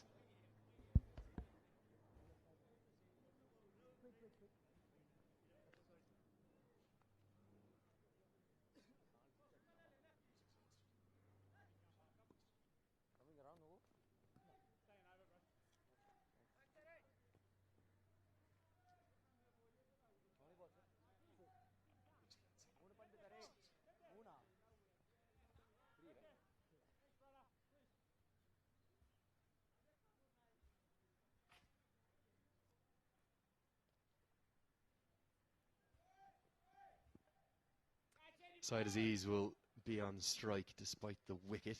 The batter's crossed in the air. And he's going to hit one down the ground towards the long off fielder. And it's going to go over his head. Long off is in fact up in the circle at mid off. That's very clever batting as he's targeting the part of the ground where there's no fielder. He gets his third maximum. And the wicket hasn't slowed down Malaysia. Very confident looking shot. Elegant. No fielder out there in the deep. And there she goes, another massive. Yeah, the long off fielder has understandably now gone back. That deep backward point comes up into the circle. And that's exactly where the ball is going to go. Nicely steered away. There was actually some late movement in from Chad Soper. He looked for the block hole. And instead, it's been brilliantly manipulated by Syed Aziz, who's gone bang, bang, 6 and now 4. A bit of misfield out there again. Probably should have been saved. Fielding is another area that has been concerning for PNG today. 187 for 3 now. Aziz moves to 64, not out. Soper finally gets a dot ball. It's been an expensive spell.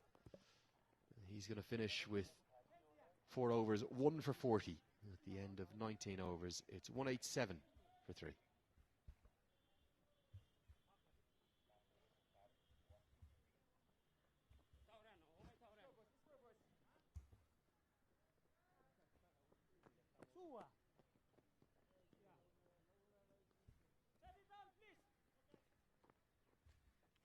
So after the wicket, the scorer can listen to me. After the wicket of Fies, Aziz on strike, 6, 4, dot.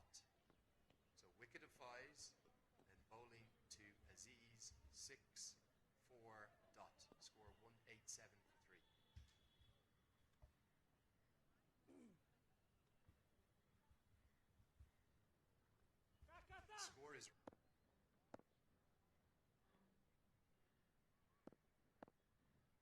comes up. It's going to be bowled by Vaggy Maria, and he's going to find a wicket. Very short stay at the crease. In fact, it's a first ball duck, isn't it, for Sharvin Muliandi? He was coming in at number 5. Ignore our graphics for the moment. We do still have Syed Aziz at the crease. A simple dismissal. Was wide there to be hit, but does not make the connection, and then safely caught out there. For the loss of 4 wickets, Malaysia.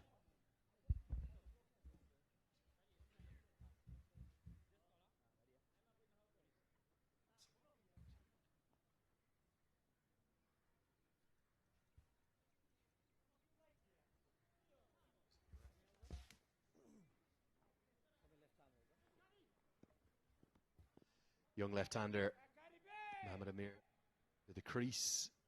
He won't be on strike because crucially for Malaysia they got the other left-hander onto strike.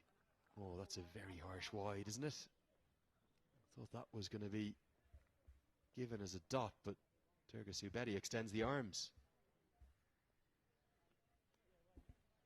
Malaysia should have been looking forward, posting something north of 200. They'll probably eventually get there. Still 5 more deliveries left in this final over. 188 runs.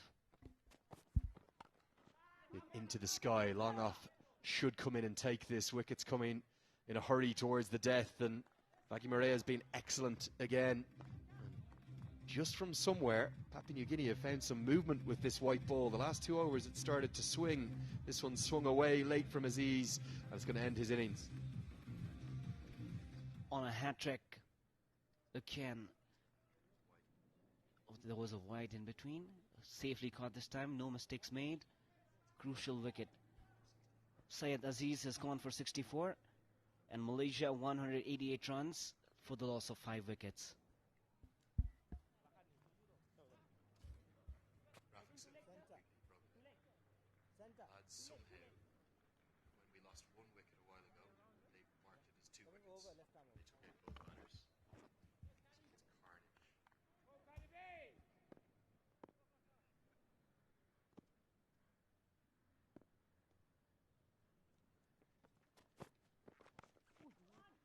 A 188 for 5 in the final over. We've had a couple of wickets and a wide, and now just 2 runs to the total, so the score moves to 190 for 5. We'll keep you posted with that as we get our graphics back up on screen shortly.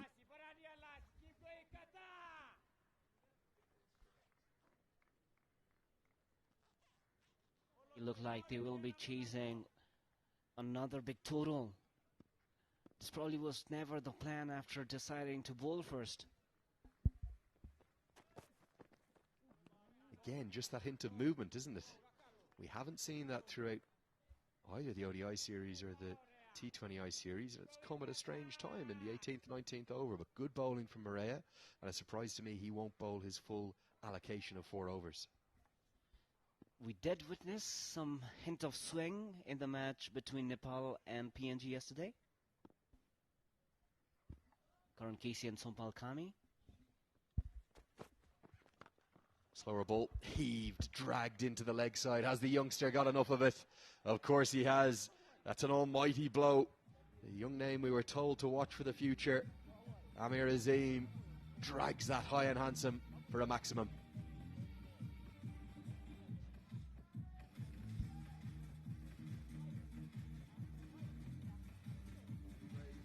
Probably has been to go big and has exactly done that.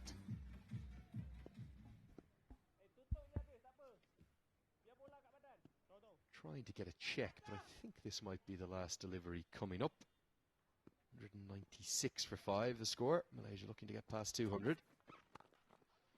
And he targets the same side of the ground, and it's gone straight to the fielder, so wickets aplenty are tumbling at the death and causing absolute chaos for the scorers. I suspect it's never easy at the end when wickets and runs come in a flurry, and that's exactly what they've done. Young Amir Azim has hit out to the leg side, a simple catch held out deep mid-wicket. Nicely done. That's the big man Tony Ora out there, and I believe, although we'll get it confirmed, Malaysia are going to end with 196 for 6 from their 20 overs. Good effort batting first.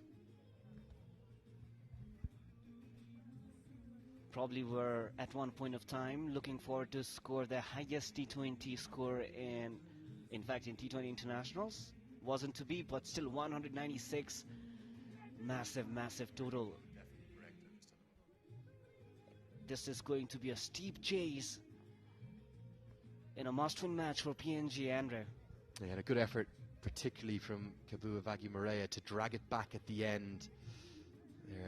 The career best figures for him, his second 4-wicket haul in T20I cricket. He ends with a 4 for 29, and I felt that he was probably the one bowler who varied his pace enough to get away without any real devastation. All of the other bowlers, with the exception of Riley Hakore, going well above 9 and over. So it's Hakore and Maria that were the pick. The problems continue even with spin for Papua New Guinea. And the ground staff, they'll set about their work as we get to the halfway stage of game number 5 of the SkyExchange.net Nepal Tri-Nation Series, powered by DAFA News. Remember, it's a must-win match. In Papua New Guinea, if they cannot take out a win here, we're going to have a Malaysia versus Nepal final. And you'd have to think that the home side are going to be big favourites, whoever they play against. For Malaysia, if they can win today or win tomorrow, remember, in the final group game against the home side, we're going to have a big crowd on Super Saturday. They will advance to the final. And Malaysia have shown, whatever happens, they're not just here to make up the numbers, are they, Paramba? They've been very impressive, and you'd have to give them great credit for the way they've gone about their cricket. Ranked 33rd in the world, but they haven't played like that. Well, they've batted well despite playing international cricket after a long period of time. The way they have punished the seamers and the spinners as well, it's an evidence to the intent they've come here with, and they look very confident now. Yeah, you're spot on as always, Paramba. Okay, let's take a look at all of the highlights from the first innings. We're going to start with the boundary fours. RTR 204B Racing DNA on list. Got things underway. A lot of runs came behind the wicket today, but Zubaidi also got enough view of it. Over 246 on just 22 deliveries for him. Some moments of fortune there as well. I think that one.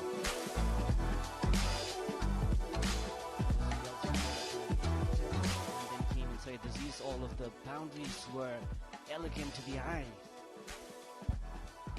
Yeah, Syed Aziz, he just has a knack of continuing to score runs. Whoever's bowling to him, leading run scorer for Malaysia in their history. I suspect he'll probably become the first Malaysian batter to get to 1,000 T20I runs. May even do it this series, the way he's going. He's batted really nicely, and there's a few poor pieces of fielding. That one in particular from Asad Bala, incredibly uncharacteristic. And then there was another one as well later in the innings. Beautiful shot bat, finding the caps. Malaysian batters losing in confidence. Top edge, lucky out there, but still gets the fence. Yeah, 8 fours for Syed Aziz in his innings of 64 that came from just 35 deliveries. Really good knock from him.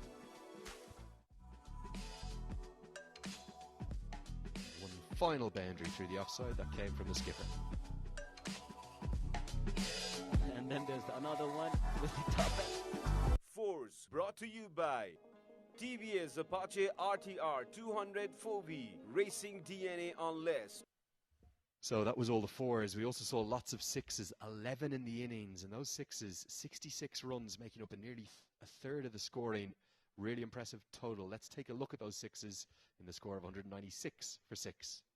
Sixes brought to you by Jagdamba Super Sign तथा Jagdamba Gyalma Plus Jasta Pata. Paramba, no surprise to see a lot of Zubaidi in this. 4 more maximums for him. Straight shots as an arrow, and then this one pulled well. That was the biggest hit of the day, I reckon, to the longer side of the ground. Smoked. That one nearly got up towards our commentary position, didn't it? It hit the roof, it did. Look at that for a strike, and then it was over to Syed Aziz. That shot inside out over extra cover, a really stylish one. And then there was another one after this, probably, which almost hit our camera first and squeezed out there. On the side screen. Wherever the PNG bowlers bowl, they tended to be dispatched around the ground. Nicely picked up by Aziz, that one into the leg side. Really good effort. The final sticks a straight one. Sixes brought to you by Jagdamba Super Sign तथा Jagdamba Gyalma Plus Jasta Pata. I reckon this total probably just above par, and we're going to take a look at the wickets now in a moment, but the PNG bowlers, they haven't got it right, not just today, in this series generally. Let's take a look at the 6 wickets to fall. Wickets brought to you by TVS Apache RTR 200 4V Racing DNA on less. So 4 of these went to Vagi Maria. The first one, clean bowling, Virendeep Singh with a really nicely executed slower ball. He looked to be in form prior to that. The second wicket to fall was Zubaidi, the hitman. Trying for one hit too many, really, wasn't he? Looked to go down the ground. Good catch this, because he easily could have been put off by the youngster coming across to him, Semo Kamea, who ran over from long off. And I thought for a second we were going to have a bad collision. He held his nerve well. Norman Vanua didn't do much with the ball today. Only the 3rd wicket to go, as what was a late rattle of wickets. 4 wickets in the final 9 deliveries was the skipper, Ahmed Faiz. Caught well out there. Ahmed was trying to give himself or create a confusion in the mind of the bowler. Top edge, caught well by the fingers. He was looking a little bit flat to me, Papua New Guinea. Usually so exuberant with their celebrations and full of joy and passion. Just wonder if they run their race already here. Lots of late wickets falling. Aziz this time down the ground. Simple catch for Kamea. Vagi Maria deserved his late wickets. He's finished with the sparkling figures of 4 for 29, bowled really nicely. A brilliant catch out there one more time. Wickets brought to you by TVS Apache RTR 200 4V Racing DNA on less. Yeah, so welcome back up to us. It's 196 for 6 Malaysia will have to defend. You'd have to think it's going to be enough. Papua New Guinea have never chased a total that high in their T20I history. If they don't, they're going to be knocked out. But stay with us for all the action at the halfway stage. We'll get down to Sabina. We'll find out who she's got to have a chat to.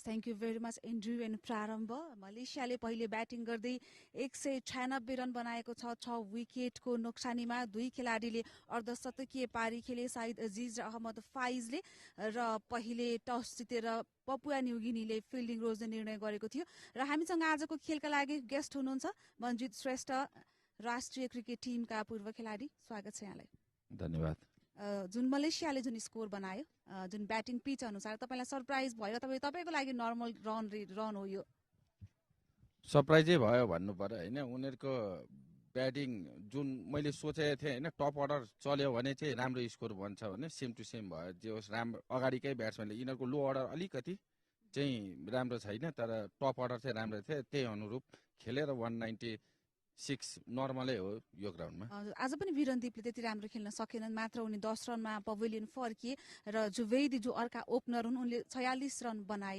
त्यसपछि एउटा राम्रो start भएको थियो र third विकेटको लागि जुन खेलाडी B साझेदारी भयो अजिज र फाइज बीच यो पार्टनरशिपको विषयमा भन्नुस् न क्रिकेट एक त 2020 हैन पार्टनरशिपै जति पार्टनरशिप भयो त्यति स्कोर बढ्ने भन्छ हैन त्यही अनुरूप उनीले खेल्यो स्टार्ट पनि राम्रै भयो हैन अब रन नहेरौँ हैन कम ओभरमा ज्यादा रन हाने हैन त्यही भयो स्टार्ट एउटा राम्रो दिइसकेपछि फिनिश यो थर्ड विकेटको पार्टनरशिपले एकदम राम्रो फिनिश गरिदियो यी दुई बीच 115 रनको पार्टनरशिप भयो हैन जुन पपुवा न्युगिनीका बलरहरू फेरि एक पटक जुन अर्ली विकेट लिन र विशेष गरी यो थर्ड विकेटको पार्टनरशिप हो त्यो चाहिँ ब्रेक थ्रु दिन असफल भए र यो रन बनाएको छ पपुवा न्युगिनीको लागि कतिको गाह्रो हुन्छ चेज गर्नको लागि अब 196 भनेको बिग स्कोरै हो हैन अब ग्राउन्ड र पिच अनुसारले चाहिँ नर्मलै भन्नु पर्यो हैन तर चाहिँ एउटा माइन्डमा होइन 200 भए प्रेसर अर्कै हुन्थ्यो होइन 196मा पनि प्रेसर हुन्छ तर जहाँसम्म लाग्छ होइन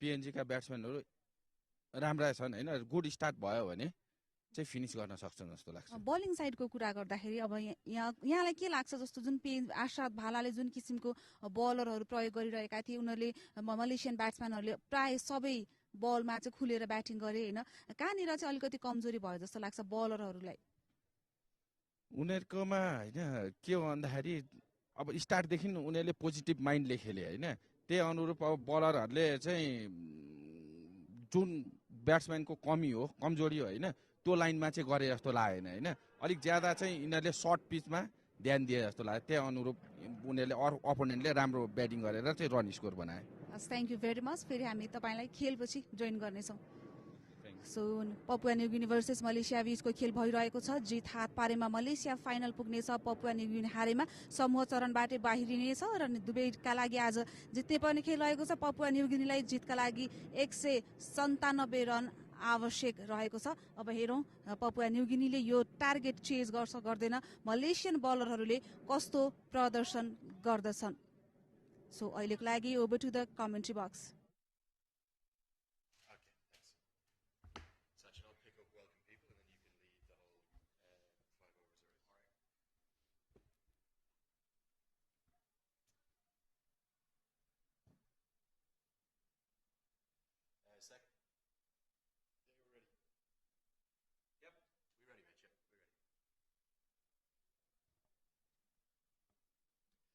So welcome back to the wonderful TU International Cricket Ground. Game number 5 of 6 group games in the SkyExchange.net Nepal Tri-Nation Series powered by Dafa News.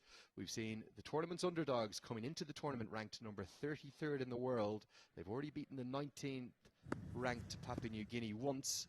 If they do it twice here today, Sachin, they're going to be advancing to the final. That'll be Nepal against Malaysia, not just once but twice, because the final group game tomorrow is that matchup. Are Malaysia going to do it? They're still the favourites. 196 for 6 is what they posted on the board after 20 overs. It's a massive target for Papua New Guinea. Strange decision to bowl first again. Twice in 2 games now, Papua New Guinea chasing a huge total. I think Malaysia underscored in that last over. I think they were on course for a score well over 200 at one point of time. I don't think any issues with the decision to bowl first. The issues have been where the bowlers have bowled. They've had no consistencies. And if Malaysia can get off to a good start, led by their left armour, their superstar with the ball, really, isn't he? Mohamed Wafiq. If he bowls well in these 4 overs, it's going to be an even taller chase. Slip in place. Here we go. 197 to win. Oh, this is a brilliant start. What delivery this from Wakif. A perfect Yorker. You cannot blame Legacy Aga for this. This was unexpected and this was right on the block hole. A wicket on the first delivery for Malaysia. What a start. Outstanding bowling. Stuff of dreams for a left-arm seamer. Over the wicket to a right-hander. The new ball in hand. And it's the in-swinging Yorker. Cleans up middle stump. And doesn't Mohamed Wafiq love it? He knows Malaysia needed a good start. It's exactly what they've got. Siak is dismissed for a duck. PNG. None for 1.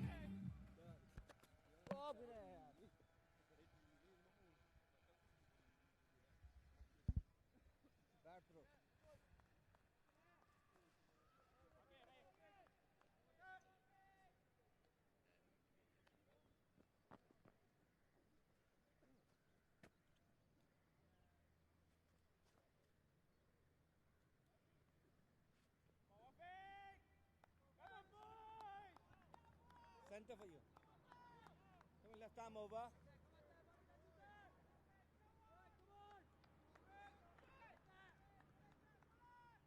So wicket on the first delivery for Malaysia here. What a start. And Charles Amini is the new man in. He has a massive role to play here. Remember, Papua New Guinea are playing for that spot on the final. They have to win this match at any cost. Thuds into the pad, just angling down. That's a really good piece of bowling, isn't it? He's probably the quickest bowler from all 3 of the teams on show. What do you feel, Sachin? Agree. He missed the length yesterday against Nepal. In fact, in the previous match against Nepal, Wakif, he was a touch expensive, but he has found his rhythm. And what length that was, right on the block hole. No answer for that perfect yoker from Wakif. And Amini will have to play the role of an opener here.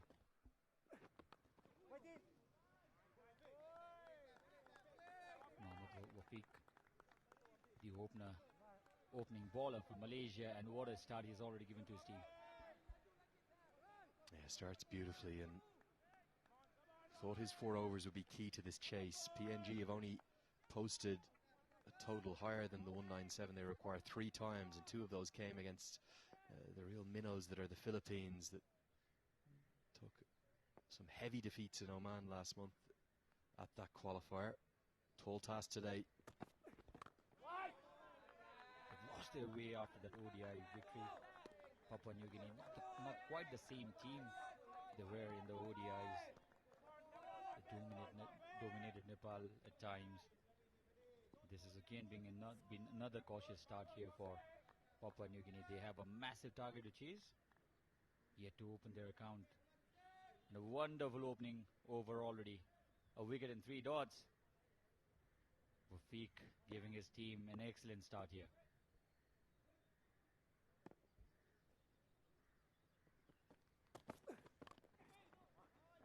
Thought of coming down the track. Pulled just for a single. Will bring Vala onto the strike for the first time. Tribhuvan terribly short of runs since that first one-day international. He made 60 in that game and bowled beautifully. Since then he hasn't picked up a wicket, and he's posted scores of 0 in the second ODI, and then in the T20 format 7, 11 and 1. The last 2 innings he's promoted himself up to opener. Such a stylish, classy player, but he's not really a bludgeoner of the ball, and you require 10 and over, it's not easy. Pick up a quick single on the last delivery of this first over. 2 for 1, Papua New Guinea.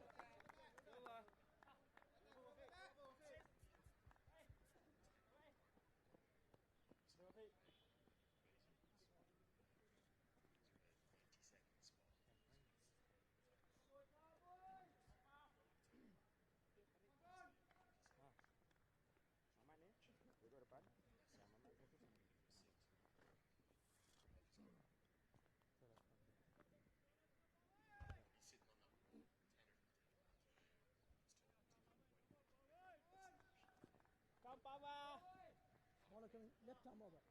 Yeah. Yeah, got it. Single. The elder of the Singh brothers, Pawandeep Singh. Introduction of spin straight away by Captain Faiz. It'll be a different challenge for him today because it's 2 left-handers on strike. We've seen him bowl those arm balls, the in-swinging deliveries to the right-handers. He'll probably stick with them, which will mean that they'll go away from the left-handers. He won't be turning it into them, despite being a left-arm spinner in theory. But interestingly, no slip in place. Short one this time. The touch low as well. And Papua New Guinea, they'll have to target somebody. It has to be a very planned batting approach. And the slip does come into place, rightly so, because the ball will angle and shape away from the left-handers. Swept, and I think this will go all the way. So a welcome boundary, the first for Papua New Guinea, and it's the skipper who has got his team the first boundary. Slightly ungainly shot, to say the least, but you can see why he's gone for the sweep. Pretty low risk. Both men behind square on the leg side up in the circle. He's pierced the gap nicely between them. Just dragged it in between them. They're going to need plenty more where that came from. The first boundary in a chase where they require 10 and over. Much fuller this time. Missed everything. One good thing about Papua New Guinea's approach to their batting, even if they lose wickets, they're not scared to play their shots. They've been in decent batting form, Papua New Guinea.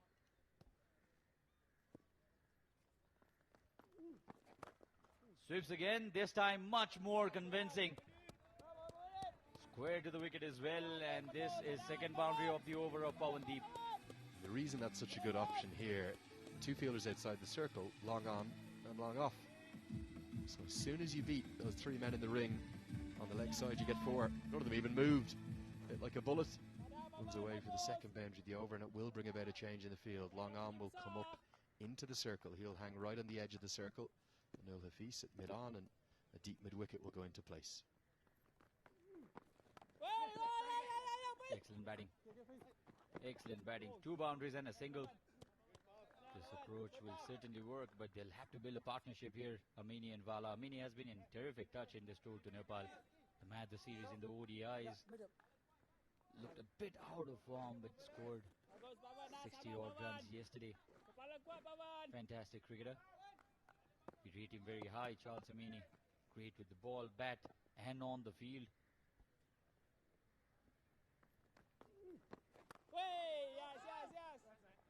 Down the ground for a single.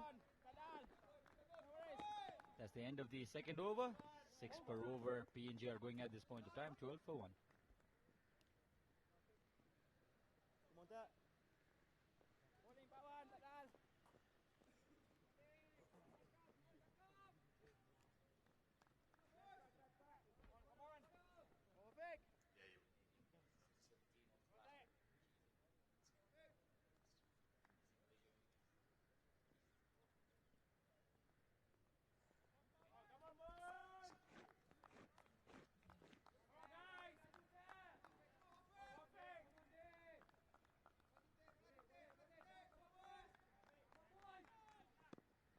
So well then, you're watching us live on Kirtipur TV and also on Kirtipur TV HD Live. That's our Facebook page. This is 2 visiting teams, Papua New Guinea, Malaysia, contesting. They'll come back for a second run. Yeah, and internationally you can watch also on YouTube. That's the CricTracker YouTube page. Just search for either the 2 team names or live cricket or CricTracker will pop up in there.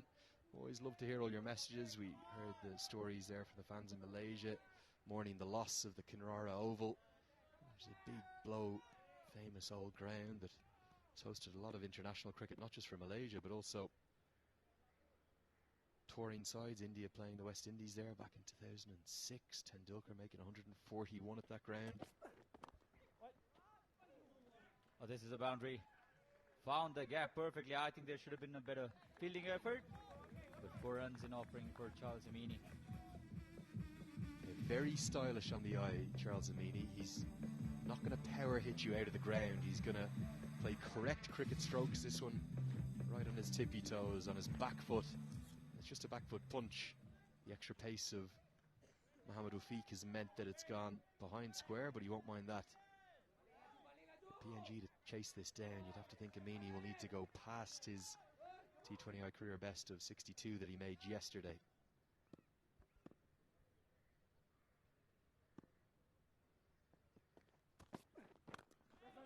Down the ground again, a single. And when Mani is going well, you may have 20 fielders on the ground and he'll still find the gap, isn't it? He's lovely to watch. A really good athlete. He's got a great attitude to the game. Took probably the best catch I've ever seen live this very ground a few days ago. We don't quite have the all-action start that we did to yesterday's game, but still another high-scoring contest. And PNG, they have to keep believing in big chases like this. Even if you lose wickets, you just have to keep going at it. Required run rate is in and around 10 and over. You can't afford 2 or 3 poor overs. Every over, you've got to be getting at least a boundary.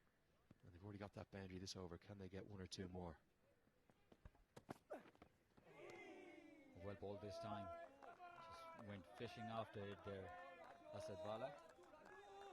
No problem whatsoever eventually, but Papua New Guinea have some batting to follow. The big Tony era still there to come. Sesebao. Beautifully bowled this time, and again just that hint away from the left-hander, just of shape. Good carry. Look at the keeper, probably 15, 16, 17 yards back. He's taken that well up around his throat. Hugely talented young cricketer, this left arm, Mohamed Ufiq. Again, very good length. Very good length, and the line also confusing Asad Vala to go after it, to defend it. defends it eventually, and they're paying respect to this bowler, and rightly so. You're chasing down 200 or in that region, 197 to win here for PNG. You have to have a go in the power play. You only get 6 overs where the field restrictions are in place, where there's only 2 fielders allowed outside the circle. Back-to-back defensive strokes from Vala. Have to throw your bat at the ball. Make use of the fielding restrictions. Tuck towards the onside for a single. 8 runs off this second over of Irfan. The score is now 20 for 1.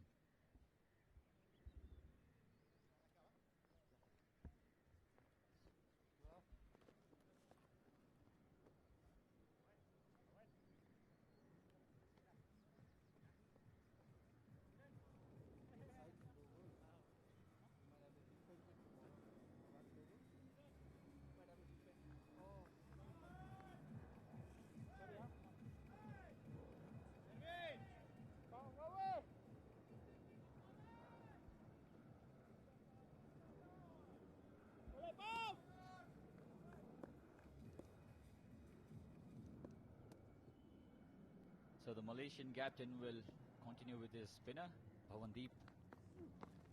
Mighty delivery this time. Hit powerfully back to the long on fielder. All of these dots are hurting though. And every single time a dot ball is bowled, or even if a single comes off a delivery, the required run rate goes up.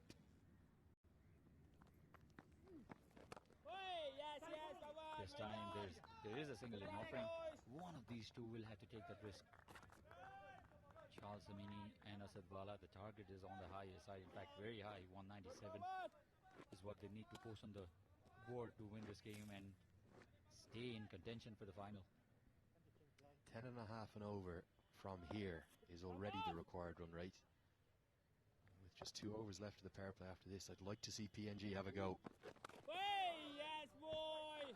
Defended again, and you can sense either of these two will come down the track to Bhavandeep.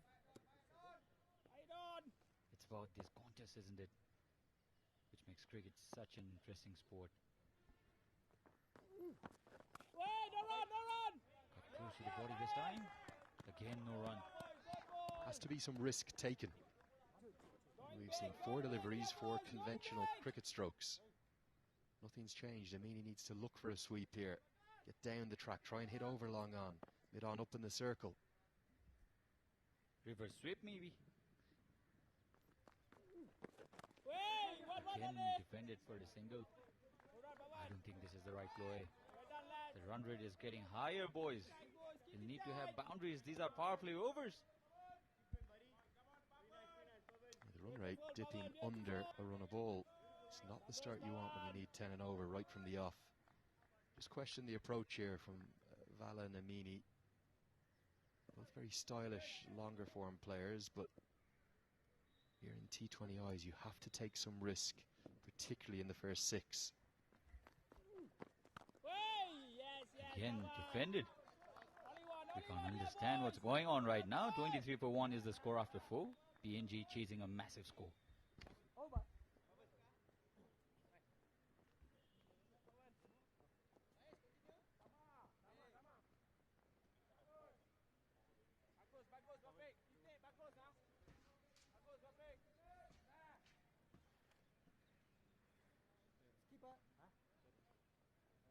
Last 2 minutes. Last 2 minutes.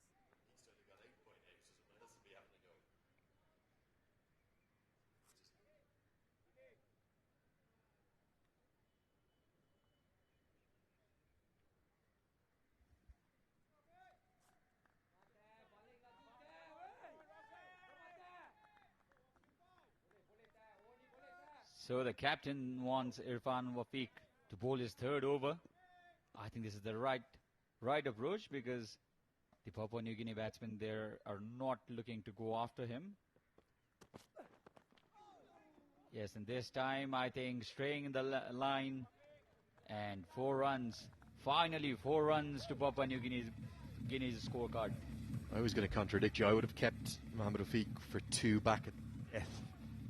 I probably would have tried to sneak in another over as spin against these 2 in the power play, because they haven't played a shot in anger against the left arm spin. So I can't see why it would be any different to an off-break bowler. And instead, the extra pace and the slight erring in line has cost 4 runs, something for PNG to get them going above a run a ball finally. Expecting a Yorker out of him probably, just like the first delivery of this innings. Legasiaka was dismissed by a beauty from this man on your screen. He can bowl those quick and swinging Yorkers to the right-handers. Asadwala facing Mohammad Wafiq. 6.48 after 4.1 is not what PNG would have wanted, chasing this big total. And remember, if they lose today, there's no chance that they'll qualify to the finals. Hold up in play here because Asadwala has decided he wants the side screen moved, and I'm not sure whether that's even possible with the rig and the setup that there is. So there's all sorts of stuff going on.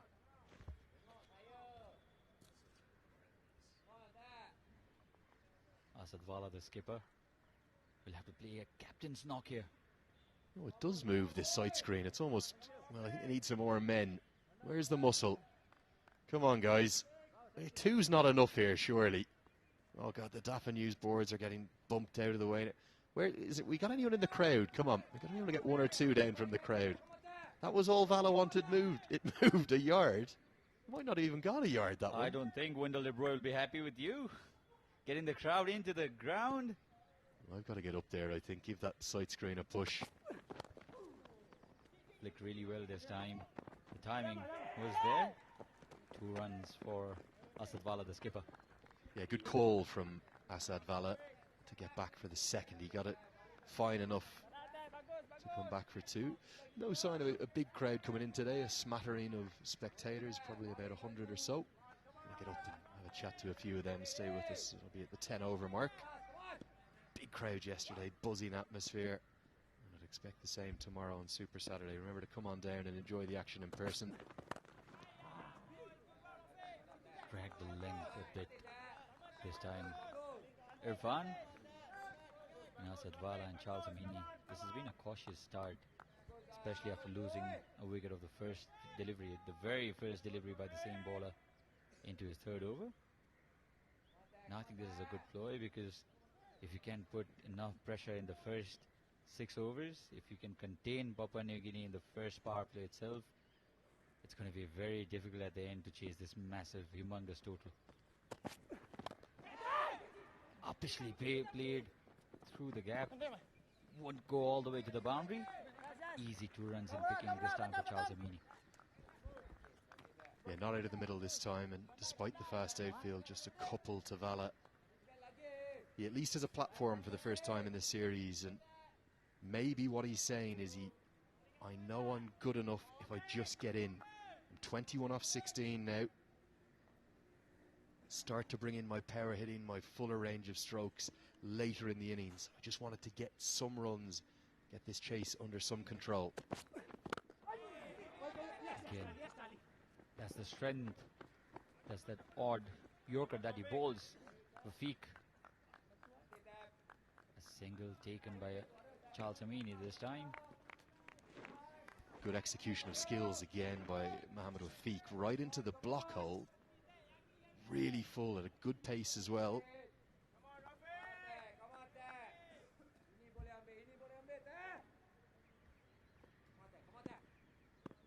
Nine runs of this over of Wafiq, the most expensive he's bowled so far. This is the 3rd over. Driven down the ground, and this is no stopping. There is no stopping to this shot. Straight drive by Charles Amini for a boundary. An expensive over this time. 13 runs coming off it. 36 for 1 are Papua New Guinea, and there will be a change in the commentary.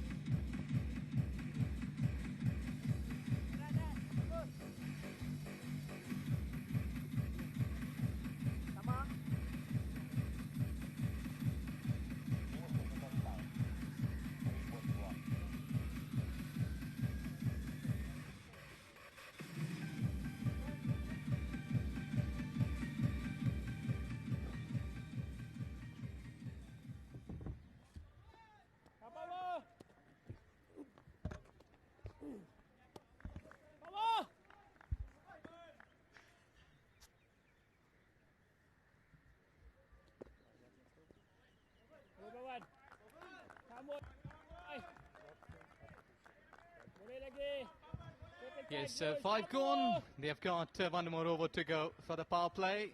But PNG really struggling hard. Must be extra watchful. Quicker delivery. Walked away towards onside.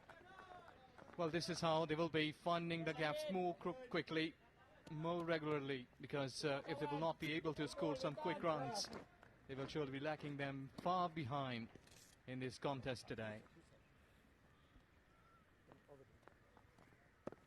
Pawandeep into his third over. He was very impressive against the same opponents in the previous match. Into the leg, pulled, and it's in fact the hook, and it goes to the boundary. Excellent. That was a wide delivery. It would have left, but he has just gone for opportunity. And getting runs here. Pawandeep saying getting too much, dragging down the leg side, and look at that, how quickly he covered up the length and improvised it for a boundary. And I think so that would have gone for a mighty hit 6. Well, this is gone towards onside again, and another boundary. So this is where you will have to chase it down, because if you've been stopping the balls, getting dot deliveries, just couple of runs, that will not be the business day. You will have to run yourself like this. Back-to-back boundaries for Charles Zamini, the player of the series of the one-day internationals. Looks confident now. Into the pads. This will be a single. Yes, they're already getting 10 runs now in this over. So you will have to keep this thing like another 12, 10, like these overs should be coming up next after this, so that you can bridge the gap which has been between bat and ball required. Required is almost 11 runs per over. That was a beautiful delivery. Tried to cut it, but completely missed it. The captain, Ashad Vala. The partnership now stands at 46. The run rate would not be a matter of concern for PNG if they keep on batting like this. Oh, miscue. They were just deflected it. Might be getting all the way, just getting in front of the boundary, inside the playing area.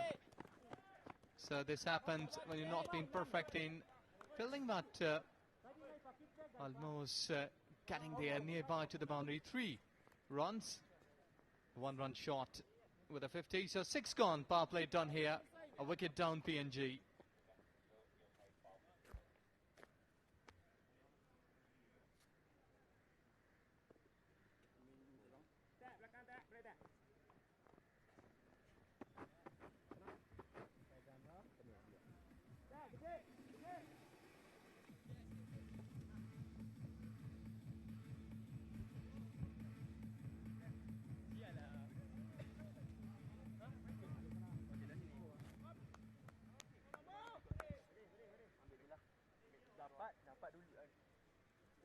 And the power play.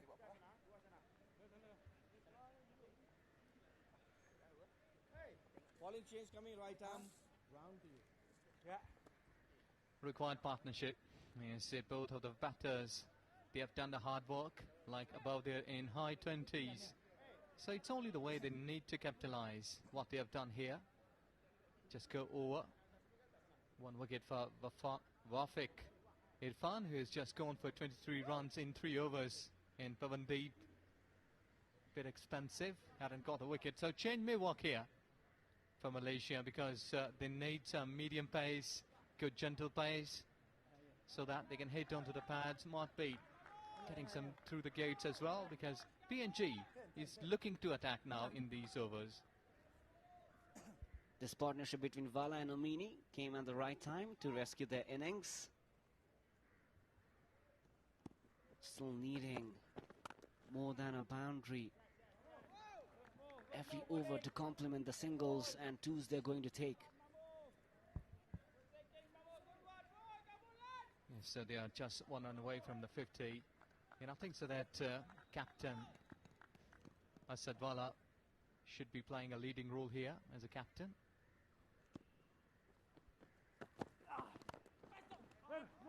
Slower one, he was just rolling his fingers straight down the ground, long chase, and they are returning for second. I think it's good just to check that how the pace would be there.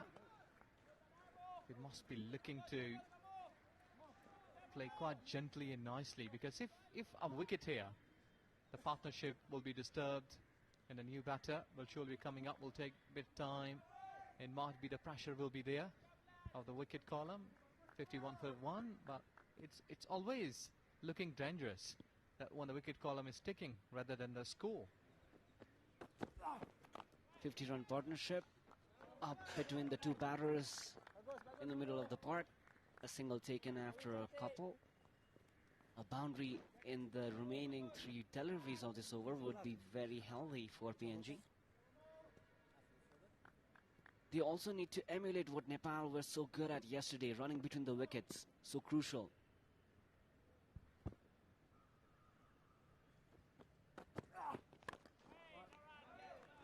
A dot ball. This has been a good over so far by Saizrul. Only 3 runs given away.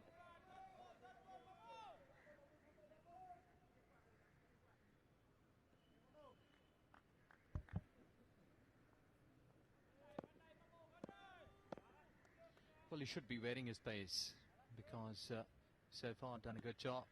3 runs in 4 deliveries. Just getting away from this. Good over. Extremely well bowled with a gentle pace. So with such kind of gentle pace, you will have to be more accurate.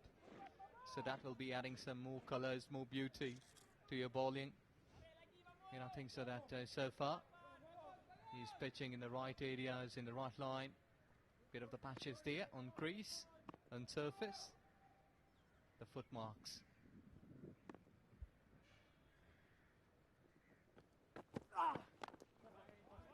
Wide and finds the gap, but it will just be a single to end the over. It's the end of the 7th over. PNG 53 runs for the loss of a single wicket.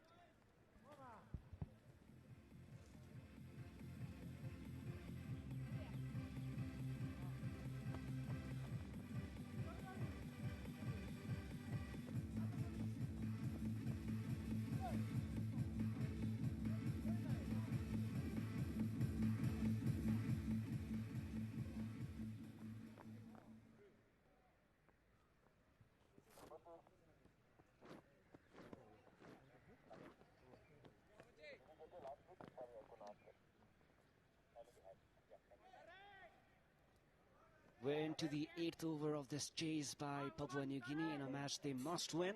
No other alternatives for PNG. And this partnership, very important. Already into 53. Full straight, and that goes all the way straight to 4. The side screen guy almost struck by the ball out there. It's a good way to begin a brand new over for PNG. 4. Not the same way for Syed. Yes, a local toss had no one striking in, and there you go, the second one in a row. So both players survived there. In fact, the personnel, one of the ground staff, another, the captain.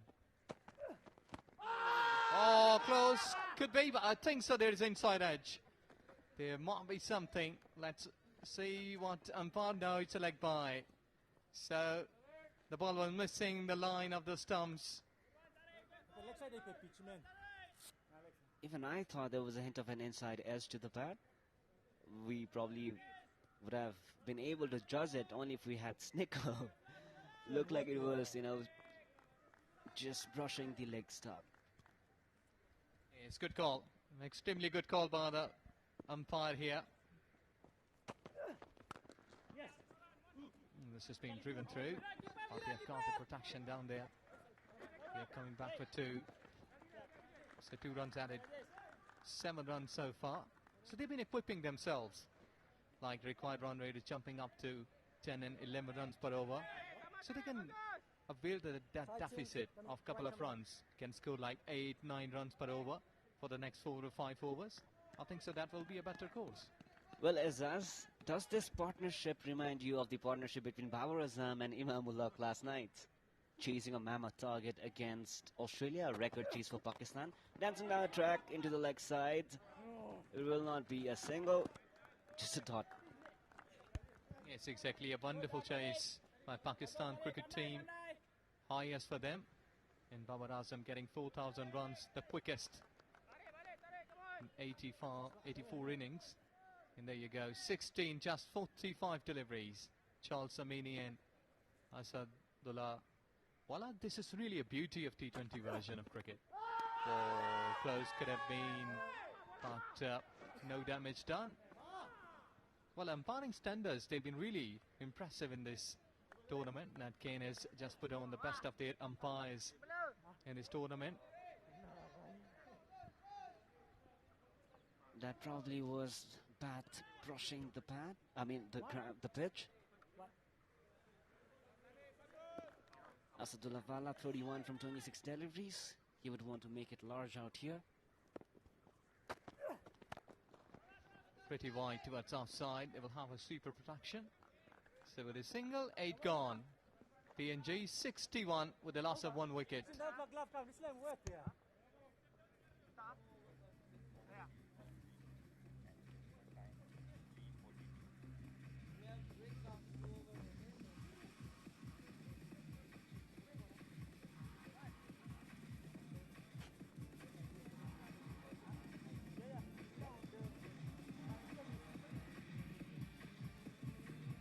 Guys, 3 minutes up.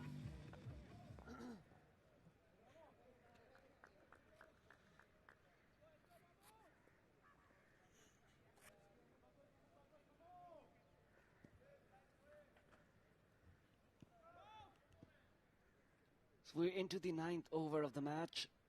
Papua New Guinea requiring 136 runs from 72 balls. Driven for a single. Well, PNG batters, they have done a good job. Like Banua, Tony Ura, CJ Amini, they've been batting through. They have got 50s in this tournament. So captain has got the confidence in his batters. They can really chase it down. So you will have to wait at how they've been producing their activities. Just gone towards onside, but couldn't get the gap. So I think so that Asad has got trust in his batters. That's why, second time. I think the previous game was also an important game for PNG, but they elected to chase. And today again, winning the toss, and they had to chase it down. So let's see how much his batters will reply. Well, yet to bat are Tony Ura, Sesebao and Norman Vanua. All of them can strike the ball big. It could have been a wide, but straight into the throat, and probably not necessary at the moment. Caught Charles Amini, who's just throwing his wicket away. Well, that was a bad delivery, and you're throwing your wicket. Really a bad delivery. Look at that, too much weight. Towards offside, slower one, disguised, and there you go. Short extra, or extra cover was there. There's the captain, who are just having safe pairs of hands, and he's happy. Look at their celebration. Very quiet, very calm. And there you go. That's it. You have done it. Extremely well done job here. So PNG losing a wicket of CJ Amini and just 28 runs in 22 deliveries. So 62 for 3.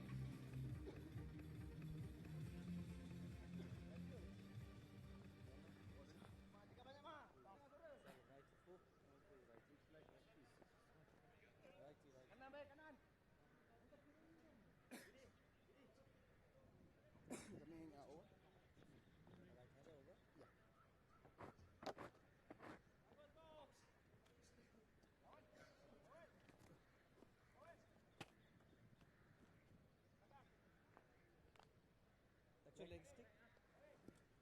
Ball comes right arm over the wicket to you. Just when Charles Amini was looking set, he threw his wicket away because the boundaries were not coming Azaz, and that probably was one of the factors that was building the pressure in the minds of the batters out there. And Brahma, this is exactly the thing what I was thinking at toss when Asad was opting to chase it down like bowling first. That came into my mind. Well, again, bit of width offered, slower delivery, but this time he has got the gap. 6 all the way. So, wicket in a 6. This is all happening here. Tony Ura means business and makes the announcement. Width offered and taken. Smashed. Cannon, there she goes. So there you can see they can bat it down, and that's why Asadwala was trusting his batter, Tony Ura, who has already got a 50 in his tournament. Has a good batting hand. You can bat down. Well, let's see if they can chase it down with 8 wickets in hand, with 68 deliveries to go. But runs, they matter. 129. They need a couple of good quick overs where they can score like 15 to 18 runs. Width offered again and slapped, but will find a fielder. This will just be a single. 8 runs of the over so far, and that crucial wicket. Shah's role has been very effective in his spells. Asadwala 33, his top score in this series so far. The previous one was with 19 runs. But let's see if he can continue on this surface to chase it down. Well, again, a slower one. Mati is just guarding it towards extra cover. You know, I think so that captain of Malaysia would be happy here. How the things have been gone today. Favourite 9 gone, 70 for 2 PNG.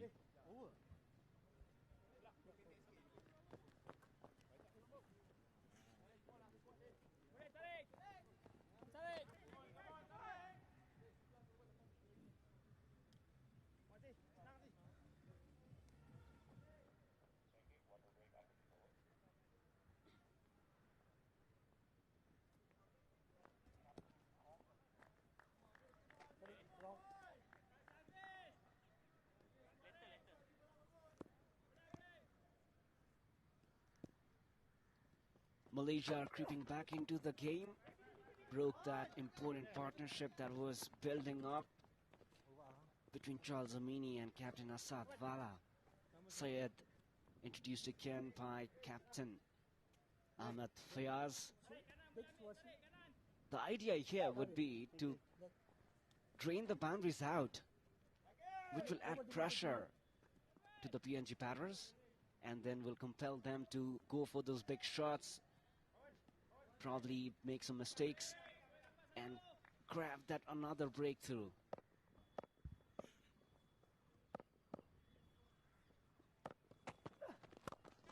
He's gone aerial. Inside out sort of situation, and all the way over the roof. This is a mighty hit. Yes, there's a confirmation. So starting good. Said is under a huge pressure now. Well, that's 7 runs in first 2. Probably the biggest mammoth 6 of the day today. Or we can have a replay of that. Massive 6.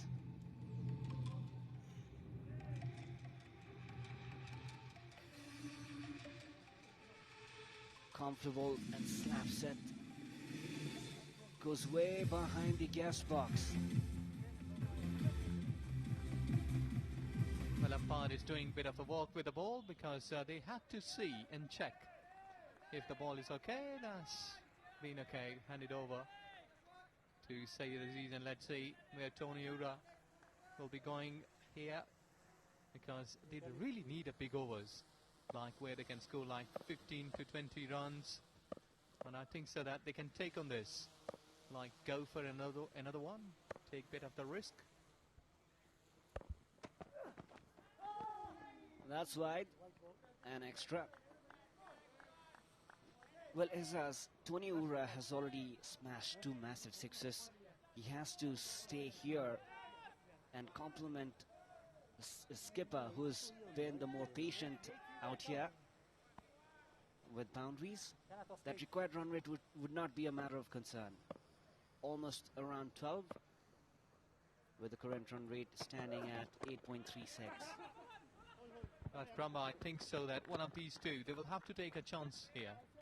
I think so that Tony Ura has been the batter who can really go and middle the ball well. So to me, that at this stage, they should be taking much of the chances, because it's a do and die game for them. They will have to win it at any cost. So looking onto the wicket, like saving for another couple of overs, I don't think so that they should be trying big one. That is another wide. 2 extras in this over already. Syed looks a bit unsettled by that 6 in the second delivery. Yes, I think so. That big hit 6, that just disturbed the line of Syed Aziz, who has not been in a comfortable situation, because when he's running in or just throwing his weight onto the ball, you're just trying hard to go wicket to wicket. Yes, that's better, because don't give too much weight, because the batter has already hit you. So you have to be more precise, more comfortable, hitting the ball almost wicket to wicket, so that they can only score runs, single, not to go over the top. 2 more deliveries left in this over. It's already been an expensive one after a first impressive over for Syed Aziz. So you can also expect a bit of the change in pace of that delivery, slower one. He's rolling his finger, good thinking. Excellent thinking by Syed Aziz. This is exactly when you've been pitching those deliveries, disguising the batter, that what has been coming now. So at this delivery, he would be thinking that should be going a Yorker, might be a slower bouncer, might be a slower one. So lots of things would be happening in the mind of Tony Ura at this stage. Last delivery of the 10th over, slapped through the gap, will just be a single. End of the 10th over, it's PNG 82 runs for the loss of 2 wickets.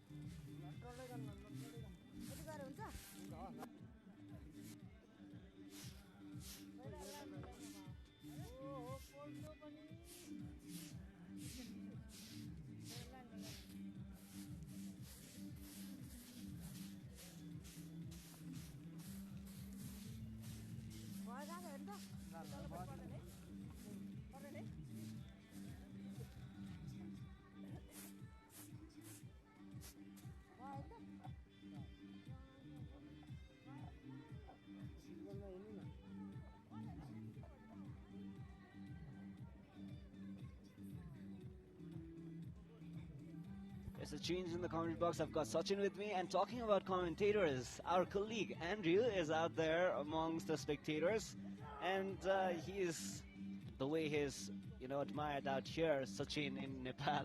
He always likes having a bit of chat with the spectators out there in the crowd, ardent followers of cricket, this beautiful sport.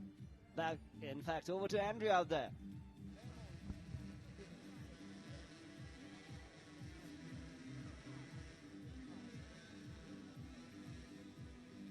Standing by, guys.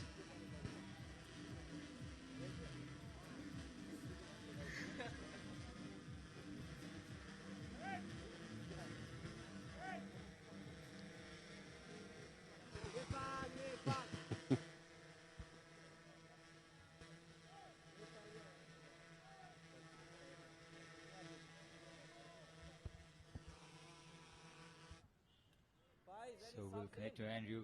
Some technical glitches maybe. Prarambha, good afternoon. We're on to the last 10 overs of this match. well and truly, PNG still in the game. Still in the game. Remember, what they have in stake is a place in the finals. I think we've got Andrew back in connection with us. Over to you, Andrew.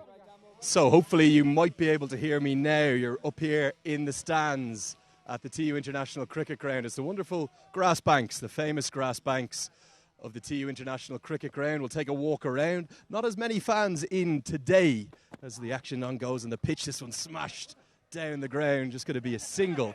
But the fans over the next 2 days are going to be coming in big numbers. Great to have the drone pictures in. And they come in, you can give the drone a wave there, guys. Who's going to be winning this series? Nepal? Nepal. The home fans are thinking that the Nepal side are going to be winning this series, but it's a fantastic atmosphere here when Nepal are playing. Less fans in today, 50 or 100. They all gather around the back here. A few smiling faces here and there. They smile bit by bit. But as Papua New Guinea try to chase down this total, who are you cheering for? Malaysia or Papua New Guinea? Malaysia. I think the home fans want Malaysia to win. The reason for that, I think that they feel it'll give the home side a better chance of winning this Tri-Nation series. But the facilities here, they're pretty basic, but there's no better atmosphere anywhere in the world. So come on down. In 2 days' time, you find yourself a seat like I'm going to find here. Down you get. You get your hands ready. You get ready to rock. And you say, Nepal, Nepal. You cheer on the home side. And that's what's going to happen. Back up to the commentary box to you guys for the rest of the action, the rest of the chase. There is Andrew, ever enthusiastic Andrew, loves doing that, loves being around the crowd. The crowd love him as well. This is a powerful swing. Did not get onto the middle of Vala's bat. Fortunately here for Sajrul. Interesting character, Andrew, our colleague, admired by the home crowd. Loves having a walk in the park. Loves attention, doesn't he? So all attention now back to Papua New Guinea's innings. Remember, this is a do-or-die situation for the Papua New Guinea team. Captain Vala still there. Tony Ura has been more aggressive among the two. Expecting a wide this time also. Tony Ura rejected this time by umpire Devendra Subedi. We have to remember that Malaysia have produced plenty of runs in the last 10 overs in their matches, especially in the match against PNG. So probably Sachin PNG can try and emulate what their opponents have done. They can trust the pitch and go for those massive shots. Absolutely, Parma, you raised a very important issue. In fact, yesterday, halfway down the innings, Papua New Guinea were at a better stage than what Nepal were. But in the second innings, the pressure adds up. And Papua New Guinea, as you mentioned, have been cautious. Malaysia, as you mentioned, have been cautious in the first 10 overs. They got 62 in the first match against Nepal, 67 against Papua New Guinea. And today also, they only managed 72 in the first 10 overs, but the acceleration came on the later half of the innings. Comes down the track. Very, very well played this from Asad Vala. When runs are not coming by your power, use your imagination. He's used his imagination perfectly this time. Asad Vala, who moves on to 41 now, comes down the track, takes the ball on the full, realizes the fine leg fielder is in the circle, finds the gap and a boundary. Asad Vala has a highest T20 international score of 68. Will be instrumental for PNG here. Blazing this down the ground for a single. And that's the end of the 11th over, 91 for 2, Papua New Guinea.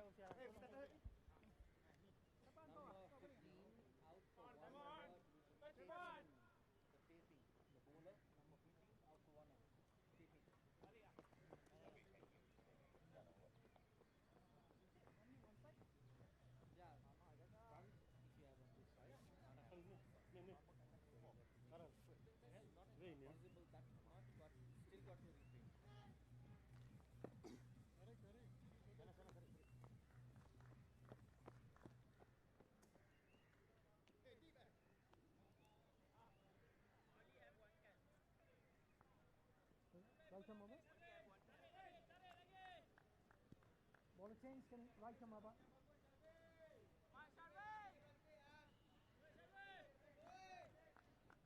So Sharvin Muniandi will bowl the 12th over. He was the man of the match in the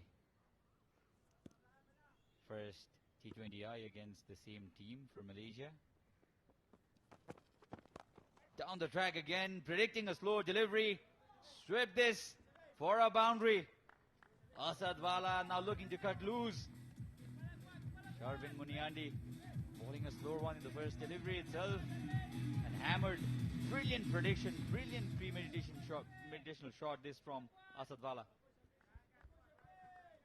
Very much needed boundary. A welcome four for PNG. 5th boundary for Asad Wala, the skipper.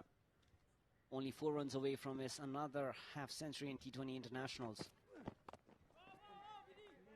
Now he can take a single and give strike to Tony Ura, who's looking more aggressive than him. 17 of 9 already, Tony Ura, living up to his expectation of being an aggressor. Came down the order, Asad Wala, in the ODIs. He's decided to open in the T20 internationals. He's found his form at the right time, but can he finish it off with his team? Remember, PNG will have to win this match at any cost. They'll have to expect Nepal to defeat Malaysia, which is possible tomorrow. A do-or-die battle. This is straight up in there. Slower one. Not just in. Oh, this is landed in no man's land. Again, the missed run out as well. Everything happening here. Should have been a better approach, better commitment from the fielder and the keeper as well. Sharvin Muniandi cannot believe it. I should have had a wicket, or the team should have had a wicket. Results in a big smile on the face of Asad Wala out there. Is this the bit of luck that PNG were hoping for? Was late to take the second run. Had he gathered the ball, the keeper would have been an easy run out, not to be. So Tony Ura survives a double heart attack.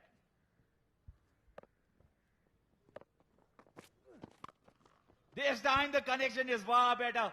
Don't even think about this one. The ball says goodbye, everybody. I'm not coming back.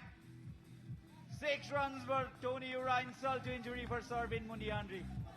13 runs from the over already. Sharvin does not have a dream start out here.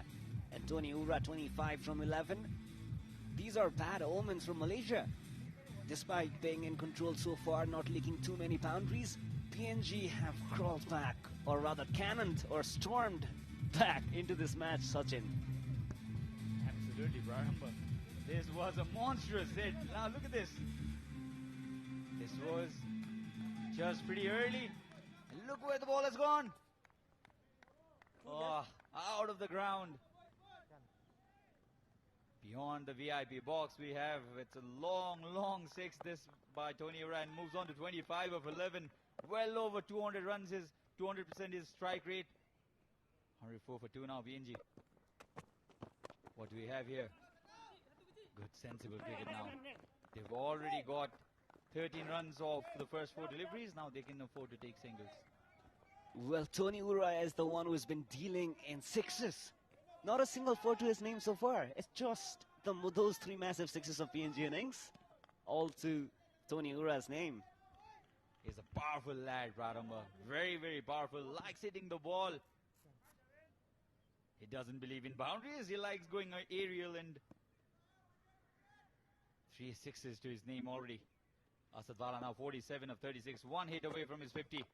First in the T20 series, he decides to go rather convincingly in a conventional way and take singles to his 50. That's the end of the 12th over. 106 for 2.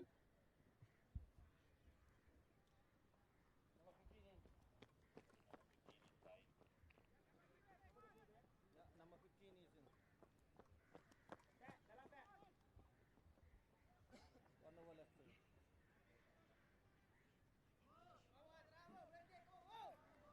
Hey, tukar cepat. One.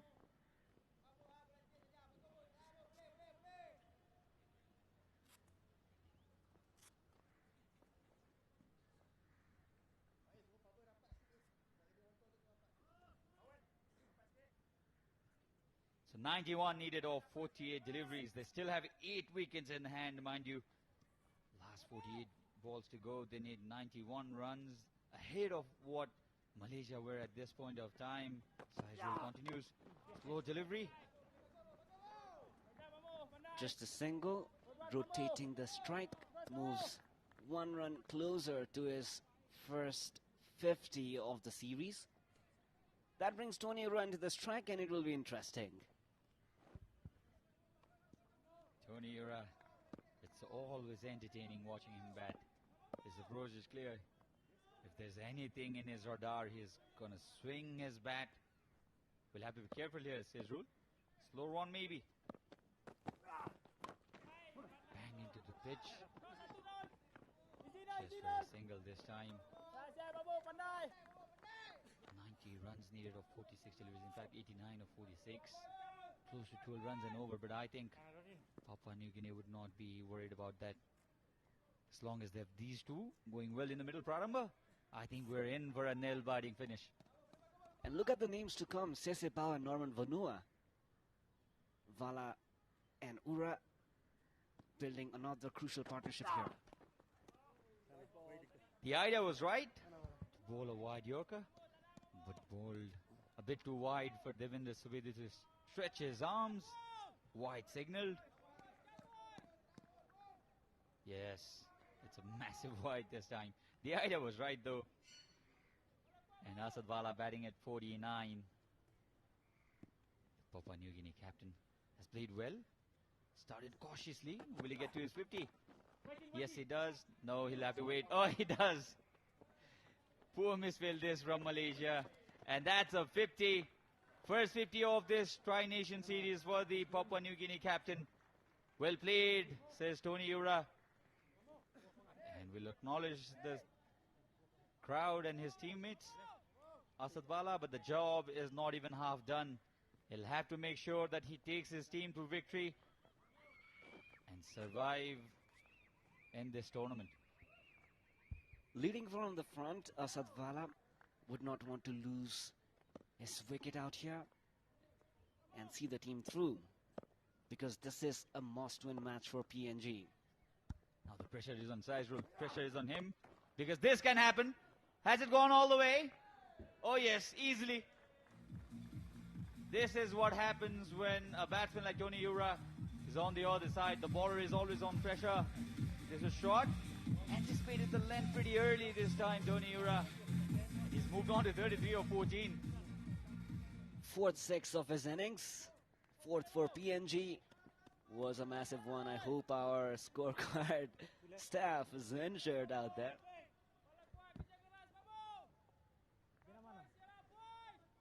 Ten of the first four. Another over that Papua New Guinea would be satisfied with. 2 more runs, 2 singles from here. They complete their target in an over. They need just under 12 and over. 9.16 is what they're going at this point of time. Attempt a slow delivery, taken on the full. Only a single this time. So things going good now for Papua New Guinea. This pair doing exactly what's needed. Getting boundaries and taking singles and doubles. Rotating the strikes after boundaries, so important in any format of cricket. And this must be concerning for Ahmad Faiz, the captain of Malaysia, deploying his fielders, making sure that PNG makes some mistakes, but nothing going the bowler's way. They'll have to look for wickets here now. This partnership is building. Comes across the wicket this time, Asad Vala. Happy to take a single and retain the strike. So that's the end of the 13th over. 12 off it, 118 for 2 RPNG.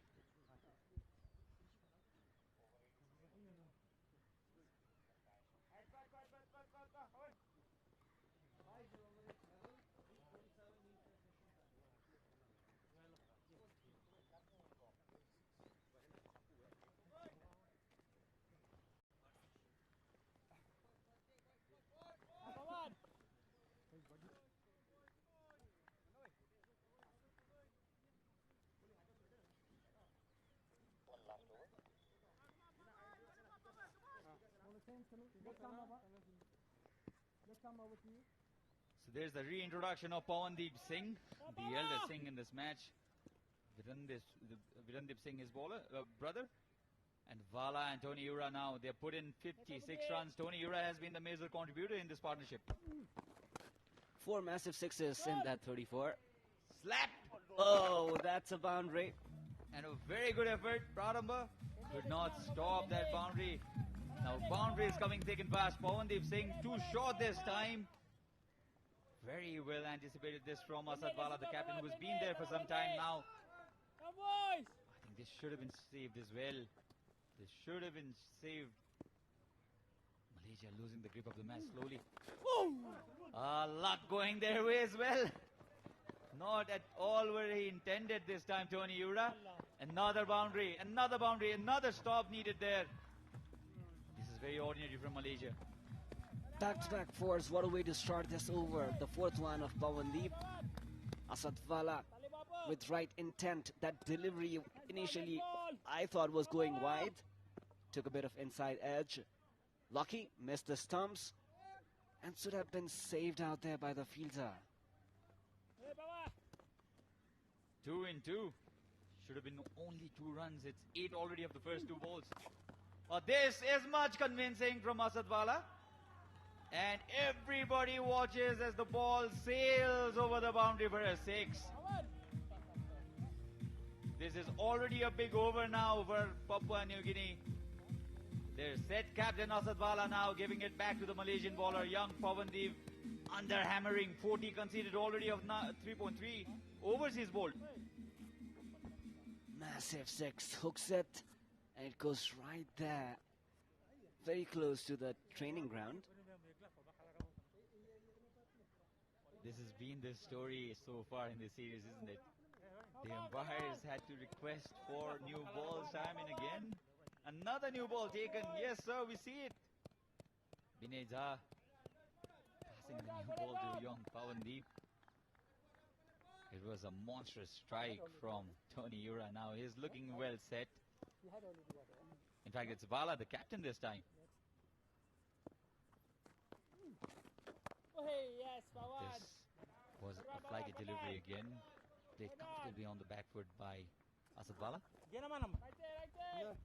2 deliveries remaining in this over, and let's see how Tony Ura treats Pawandeep, who's gone for plenty in his 4 overs this match and remains wicketless.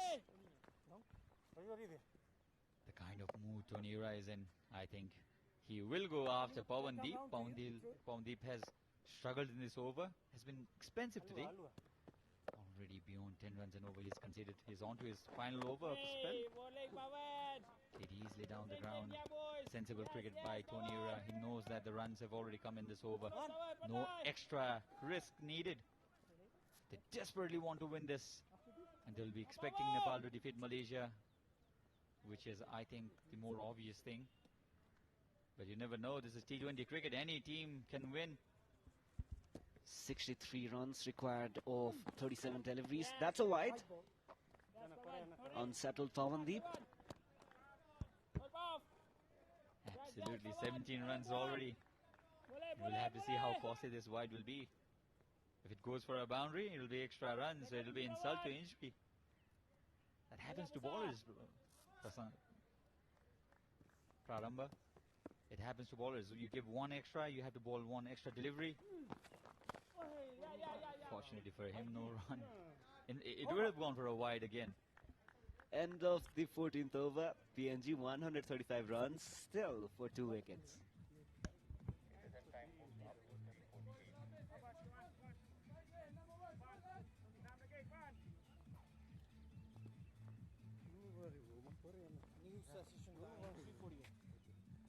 Right now we are 3:21. 27 minutes for you? 19th over.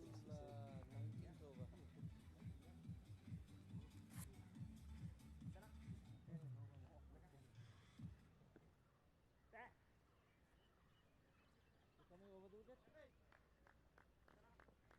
Bowling change coming right arm over to you. 17 runs off the last over of Pawandeep's spell. 17 runs. It's a massive, massive over. Papua New Guinea were expecting that. Sharvin Muniandi has also been expensive. 15 runs of his first over. This will be a wide. Not the best way to start your second over, Sharvin Muniandi. Well, Sharvin was very impressive in the reverse fixture of this match. Took wickets, crucial wickets, and was also just the player of the match. 61 required from 36. Which way is this going, Sachin? Evenly poised. Still, I think, Prarambha, this match can go either way from here. A wicket needed for Malaysia. And this kind of shots needed for Papua New Guinea. Another one out of the fence. A massive hit from Tony Ira again. Moves on to 41 of 17. What a small cameo this man has already played. 10.02 now the run rate. This is still match on. 55 of 35 with 8 wickets in hand. Now I think it's PNG who are looking more favourable. Of his 41, Sachin is scored 30 runs from sixes. 5 sixes in that innings. 5 massive sixes.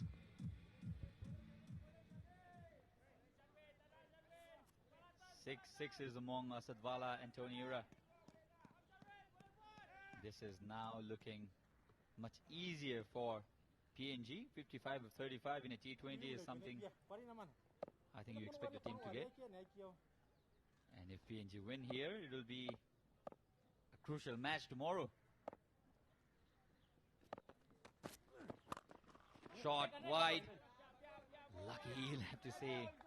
Sharvin here. Should have been put away. Tony Ura got the timing as well, but the placement just not there. 7 runs from the 2 legal deliveries.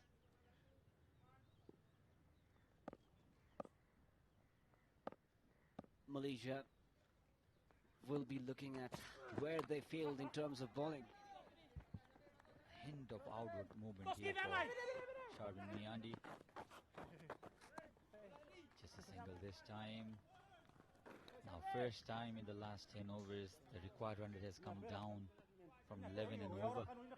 Looks much more relaxed dressing room. Yeah, you can have a laugh at the situation right now. Your teammates are going really good. Yes, sir. Much more relaxed dressing room, isn't it?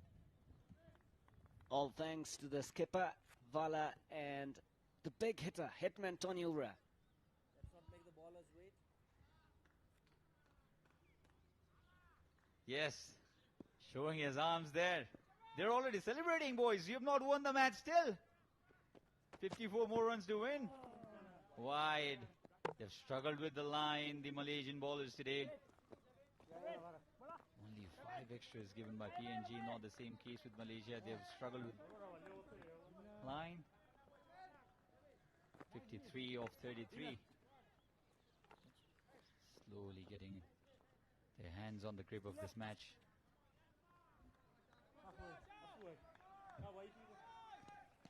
3 more deliveries left in the second over of Sharvin. Asadvala looking comfortable. They can afford to do that now. They can take singles as well because they've had a 6 strike in the first legal delivery of this over by Sharvin.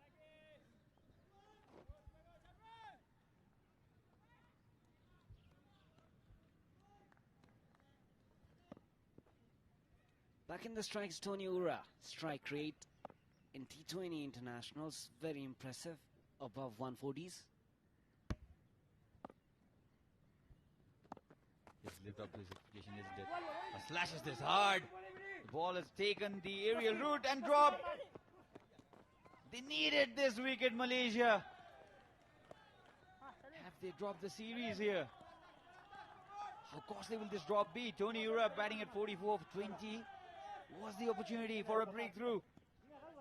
Well, catches in matches, the saying. Zubedi was running towards it, probably slipped a bit. That probably was the match for them out there. Tony Ura survives second time.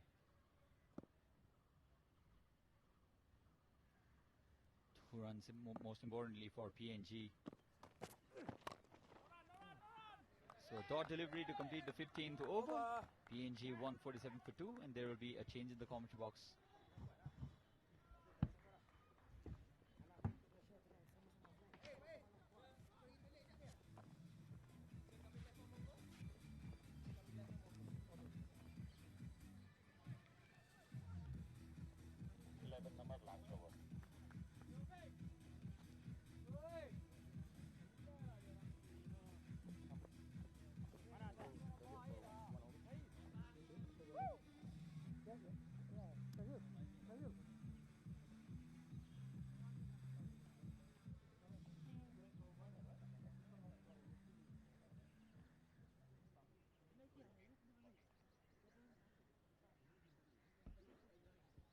So we're into the final quarter of the chase, and all three results certainly still possible, but maybe just advantage to Papua New Guinea. It's exactly 10 and over they'll need. The equation is simple: 50 to win off 30 deliveries. Asadalavala, who opened up the batting and recovered after that early dismissal, has played a very measured innings so far. And there's the bowlers used so far. Sharvin Muniandi is certainly known as the death specialist, but he's been expensive so far, and Mohammed Wafiq has one over up his sleeve to guide you through all the action for the last 5 overs. Andrew Leonard here, joined by Ijaz Ahmed. Ijaz, you sense that PNG just in control, but if they lost a wicket, things could change. Well, exactly.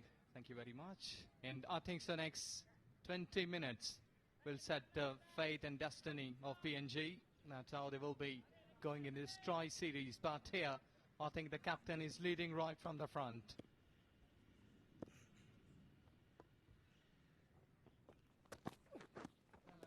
Side. The wides have been hurting Malaysia as well, plenty of them. Yeah, you almost sense, Asadalavala has said, I almost can't rely upon anyone else in my team to get it done. If you want a job doing, do it yourself. Yes, exactly, and so far he's driving the win. He's in a driving seat. That's why we've been witnessing 67 in 46, and I think so that he has covered the distance well. It's not been much more, couple of big leaps, and you will be home.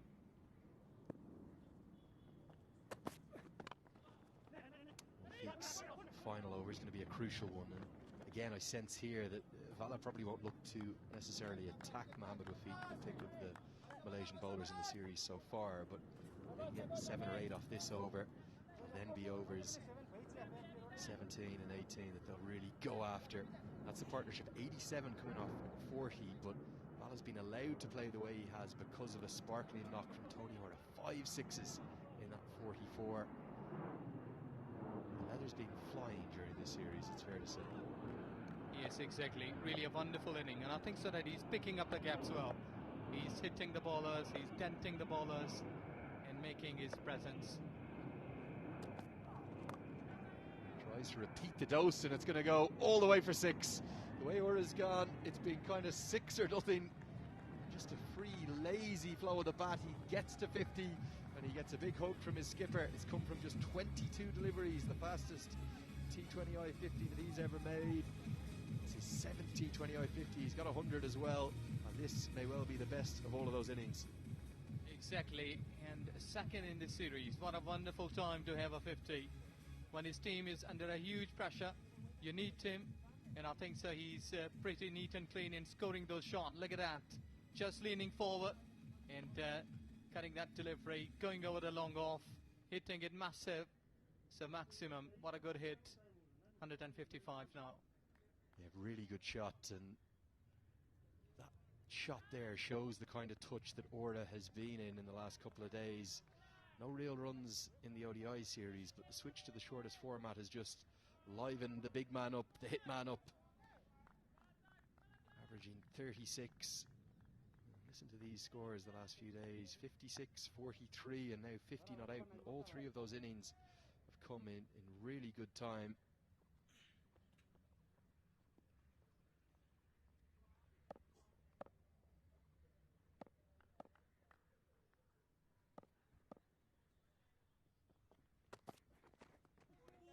Nicely bowled. That's the angle that Wafiq gets across the right-hander. Yes, Malaysian bowlers, they need to do something variation here, because the batters, they've been hitting them easily.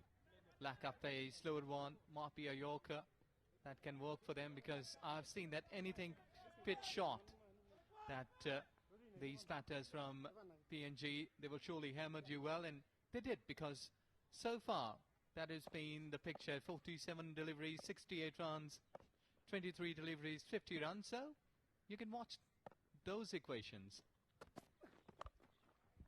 Cut away this time. There is protection out at deep backward point. It's a fielding position we're seeing more and more often in the latter stages, in particular of T20Is.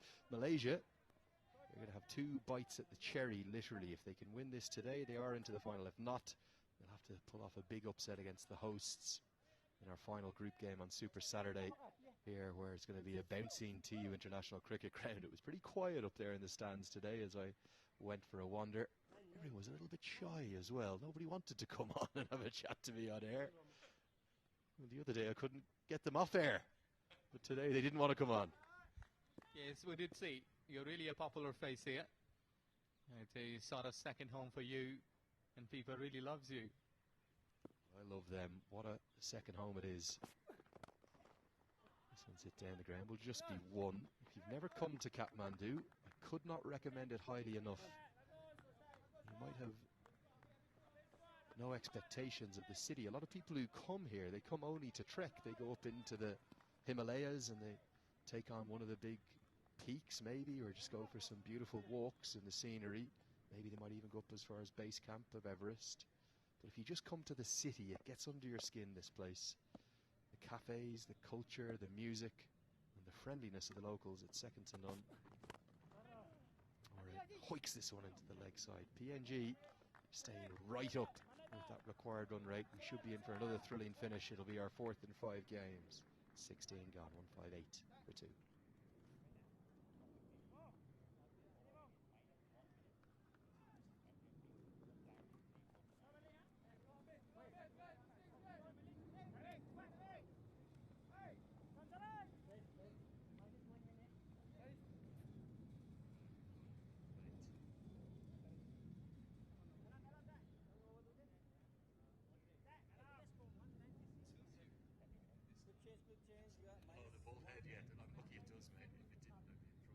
Let's move on, batters.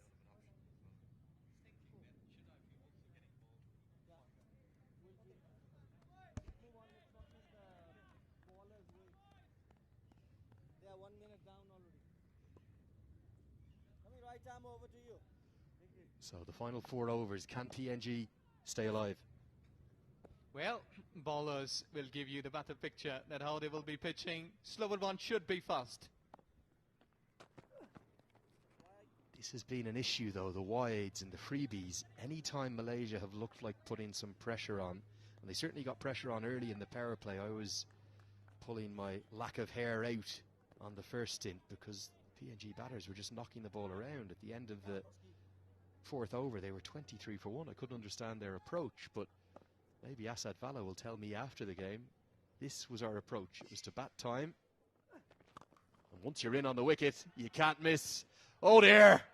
Clash, bang, wallop, and it smashed a literal hole in the side screen. Let's get a camera on this. Damage is done into the side screen, and it's been done by the big arms of Tony Ora. Look at this. Beauty. You were just staying there, and the ball is hitting there. Look at that, lots of pieces came down onto the surface. So what a clean hit. Beauty.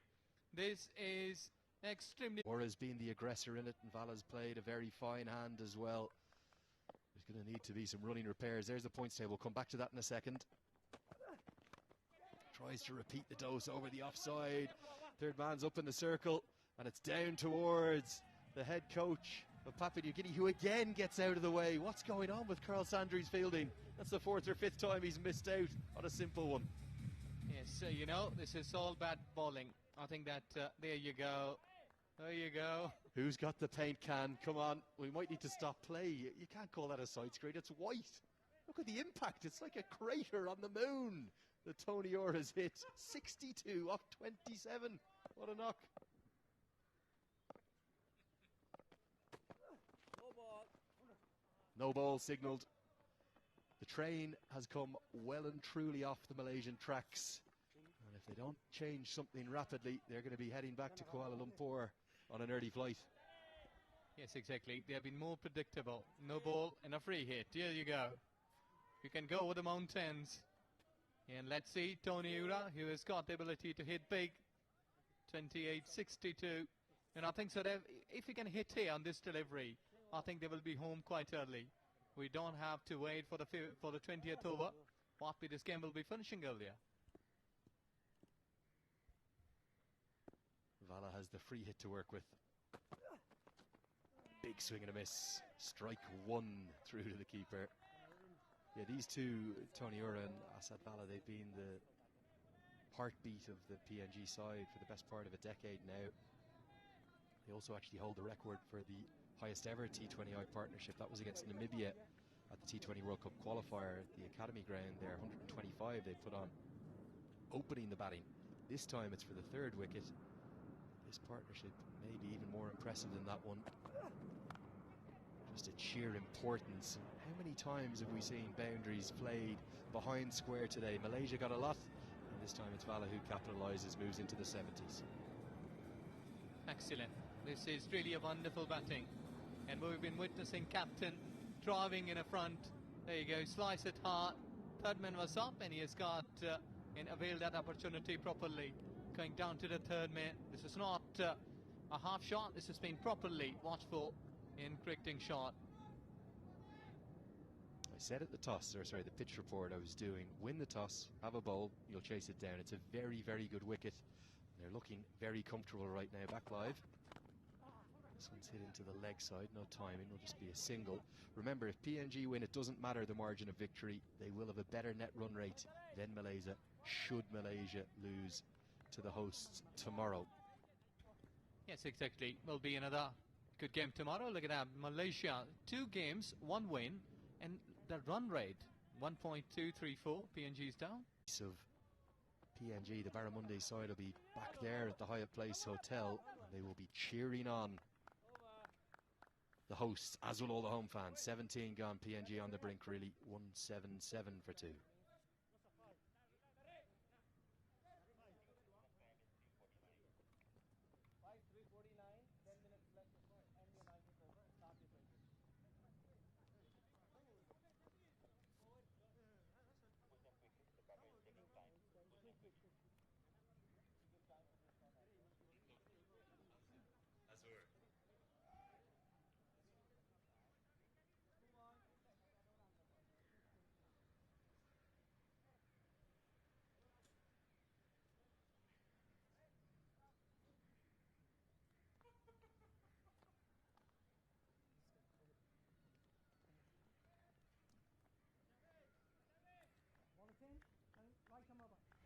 Game 5 of the group stages of the SkyExchange.net Nepal Tri-Nation Series, powered by our friends at Dafa News. We've had 7 internationals in 8 days. Co-commentator Ijaz Ahmed is gradually starting to lose his mind next to me, bit by bit. And Papua New Guinea, for all money, are looking like they're going to get over the line here. 20 to win from now 17 balls. Surely there's only one result here. We're not going to have a twist. Yes, exactly. To me, I think that PNG has done all the hard work. And look at that, they've been pretty satisfied now. Still think the head coach looks a touch nervous in the back right. That's Carl Sandri, the former Italian international. Big hit attempted. Is he going to have good reason to be nervous? Not when Tony Ura's about. That is muscled, and one of our fans in are going to have to go and collect that. It's another 6 for Ura. He's done this almost single-handedly, this chase. It's been all about him. His innings at number 4 is keeping PNG alive. Excellent. This is really beautiful cricket from Tony. And look at that. Now they've been really satisfied. The heartbeats. And that was a mighty 6. 8 6s now Tony Ura's hit. Just a free flourish of the bat. Every time you get it up into the thinner atmosphere here in Kirtipur, it just seems to go for 6. Those grassy banks, they're going to be packed tomorrow. Remember to get on down, just 150 rupees.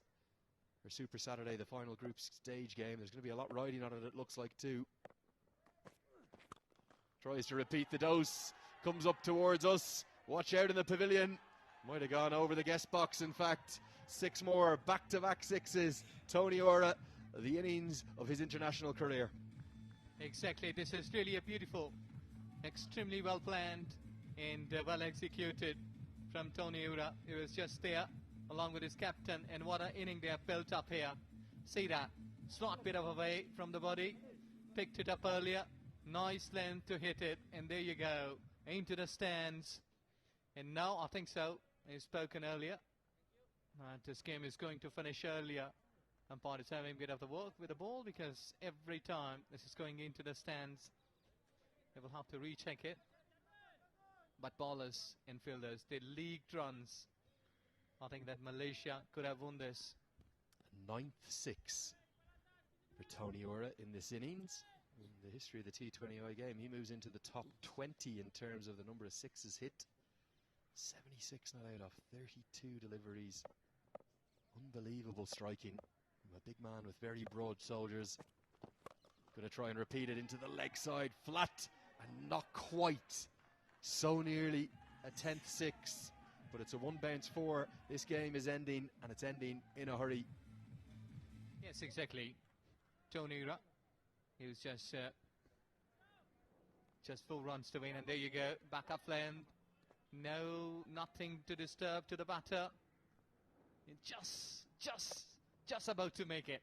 So they are just 1 shot away from the victory. Go on, Tony. Finish it with a maximum. Up to us in the commentary box. Let's get this done. There it is. Tony Ora. The moment it's left the bat, surely that's going to go all the way. Of course it is. The 10th 6 of his innings. What a knock it has been. Without doubt, the best of his T20I career. And the broad shoulders of Tony Ora have almost single-handedly got his side home and kept them alive in this tournament. And remarkably, they've chased down the highest chase in their history with 13 deliveries to spare. Would you believe it? Who was I to say they weren't going quick enough earlier? Ora said, we've got lots of time, I'll smash it out of the ground. Excellent. This is really marvellous cricket. What it witnessed here from PNG, and Asadwala trusted his batters. That's why he chose to chase it down, and they have done it in style, and this is really a big game for them. Listen to these numbers. 86 not out from 34 deliveries, 2 4s, but 10 6s. A strike rate of 252 of Sharvin Muniandi alone. He hit him for 40 from just 14 deliveries. And in the end, Papua New Guinea have won this at an absolute canter. They've also blown the SkyExchange.net Nepal Tri-Nation Series, powered by Dafa News, wide open. Because unless Malaysia can upset the host tomorrow, they're going home. They've been beaten out of sight here despite posting 196. Didn't look too likely 5 or 6 overs into the chase, but Tony Ora, unbelievable. It's of course infamously scored that 151 in ODI cricket back at the 2018 Cricket World Cup qualifier. That's his best ODI innings, but surely, despite making 100 against the Philippines, because of the context, because of the importance, because of the speed of the innings and the quality of the striking, surely that's the best innings of his T20I career, an innings that will live long in his memory. Yes, exactly. This is really not a moment that they will forget it, and this will remember. This will go long to their PNG cricket future in the way they have batted here tremendously well. They kept their nerves cool. I was thinking that first 10 overs they were lacking behind, but they were building up the innings, and look at the beauty where they have finished it. A few heavy sighs of relief as well. We both felt it was a very good batting wicket, maybe the best on the square, and as the ground staff told me this morning, it wasn't going to get any worse. If anything, it was going to get better. Delight for Carl Sandry, and also for Chad Sayers there, the Australian one-test wonder, the former test cricketer. I think there's not just delight, but also some relief. There's Sayers on the left, and also for Greg Campbell, another former Australian test cricketer. He's the team manager, also the chief executive of Cricket PNG. It's some interesting emotions, isn't it? There is some joy, but they're not there yet. Their fate isn't in their own hands, and the reason it's not in their own hands is because if Malaysia win tomorrow, they'll advance to the final. Lots of action in this second innings. Let's go and take a look at the fours to start with. Fours brought to you by TVS Apache RTR 204V Racing DNA on less. 4s. It's mainly going to the bat of Asad Olavala, who played a very measured, contained knock, even though it was 74 off 51 balls. He took his time, particularly up front. Yes, exactly. Very calculated. You're just going all along the park. He has got varieties of shots. What we witnessed here. Cool mind, thinking captain, leading from the front, and he has done it today. Extremely well played shots all along the ground. 5 boundaries for Charles Amini, 2, probably one more stylish than that previous one. It's off drive down the ground. He made 28 from 22 deliveries, but Vala just looked always in control. It almost looked like he knew the side were going to win today, just he needed to stay there. The last minute dodge out of the way from one of our volunteers down in the sidelines. And then you're not going to see too many 4s in here from Tony Ora. He only dealt in 6s. Yes, exactly. This is really a wonderful batting. Tony and Asad, both they batted together and led the ship tremendously well. It was quite a bit of the times that we were thinking that they're lacking behind, but these boundaries really put them on the top. They didn't help themselves with their fielding either. There was the occasional flashes of fortune too for Asad Vala.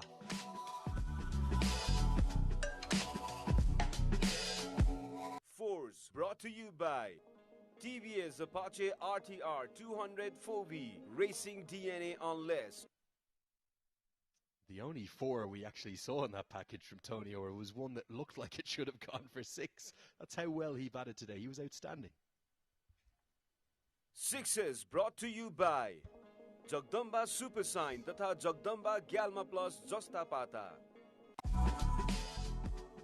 Here's the 6s, and most of them coming from the bat of Tony Ora. Asad Olavala only hit 1. Tony Ora hit 10. How good were these strokes all around the ground? Under a huge pressure when you're chasing high above 190s. So the pressure is all the time there. So hitting like this, bending your back leg, when you've been trying to go over the top, in front of the wicket, behind the square, everywhere they hit those 6s. Wait for this one, that I hope is incoming. Was it this delivery? That was down towards us in the commentary box. There was one that smashed into the side screen. This could be it. Here we go. Bang. Wallop. Get the paint cans out of the TU cricket ground. This one was huge. Sixes brought to you by Jagdamba Super Sign तथा Jagdamba Galma Plus Jasta Pata. So the only 6 we actually missed was the winning moment, and arguably the biggest of the lot. That one would have flown probably 90, 95 metres. Not many wickets to talk about, but there was one off the very first ball. Kits brought to you by TVS Apache RTR 204V Racing DNA on less. Here it is, Mohammed Ufiq. Absolute nightmare start for any right-hander, an in-swinging Yorker. Yes, exactly. They started well, but then they lost the given 2 runs. Second one to go, straightforward. The captain was waiting for such kind of catch. CJ Amini dismissed by Chris. They're just the 2 wickets in total.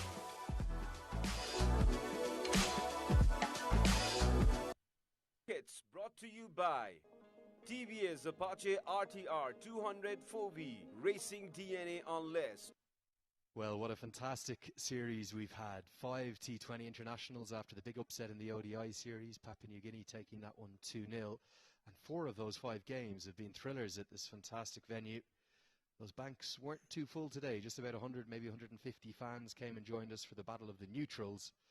But tomorrow and Monday for the grand final, they're going to be packed. Tony Ora, 86 not out of 34 deliveries. I can't remember too many better knocks in associate cricket and T20 internationals. Yes, exactly, no doubt. Asad Olavala played his hand too. He'll be a very content captain, albeit he might not win the Player of the Match award. Muliandi, the depth specialist, he had a day to forget. 2.5 overs, none for 49.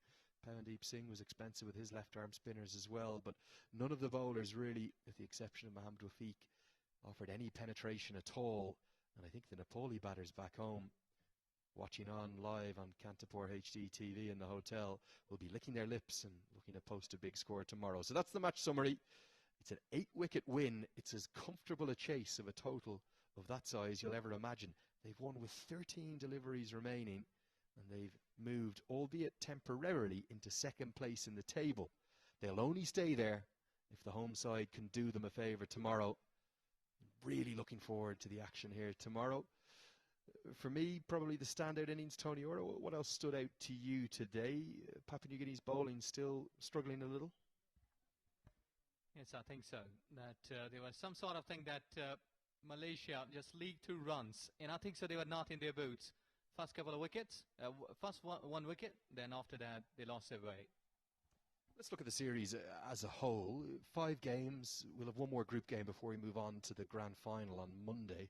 So we've got a Super Saturday upcoming, which will decide the final places. Then the Magic Monday coming in at 12:30 and hoping for big crowds. But is there any way to stop the home side from lifting the trophy, whether it be Malaysia or Papua New Guinea? Well, I think so that PNG's aside, they have already won the ODI series. So I think so they have been in a comfortable boots, and you can say like they've been very much confident that they can win at any stage. And this win will surely lead them to the long way and will add some more confidence. Yeah, I think you're spot on. Let's have a talk about the best performances and performers so far. Tony Ora, he's the tournament's leading run scorer thanks to that innings. In fact, he's got 3 consecutive scores. But look at the strike rate. He's got 190 runs. That's impressive in 4 innings. But a strike rate of 197, that's match winning. Yes, exactly. Because when your team requires, because we had seen that lots of players that they've been scoring runs, but the score which is leading your side to win that, I think that has been massive. Yeah, for Nepal, it's been more about a team effort with their batting. Asif Sheikh is the top of the bunch for him. He's got 138 runs. He's in the 3rd place, just below Ahmed Faiz, the Malaysian captain, who's had a pretty impressive series, but lots of contributions. Dipender Singh Airi with 66 yesterday. Rohit Powdell has started to look like he's going to grow into that role as the number 3 in the innings, and also some good efforts from Kushal Bertel, and then the young superstar, the talk of the town, Alam, 18 years of age, and really he's one to watch for the future. A quick mention of the wicket takers as well before we get down to the presentation. Karen Casey, he's top of the pile. 10 wickets for him. Vaggy Maria 7. And no surprise to see Sandeep Lamachani in there with 6 as well. For the moment, from me and Ijaz, it's all for now. But let's find out who the player of the match is. Hear from the 2 captains. Let's get down to Paramba with the post-match presentation. Well, thank you so much, Andrew and Ijaz. What a beautiful day of T20 international cricket we've had. Well, in today's match, PNG won the toss, decided to chase and put Malaysia into bat. Well, Malaysia scored 196 runs for the loss of 6 wickets in their 20 overs.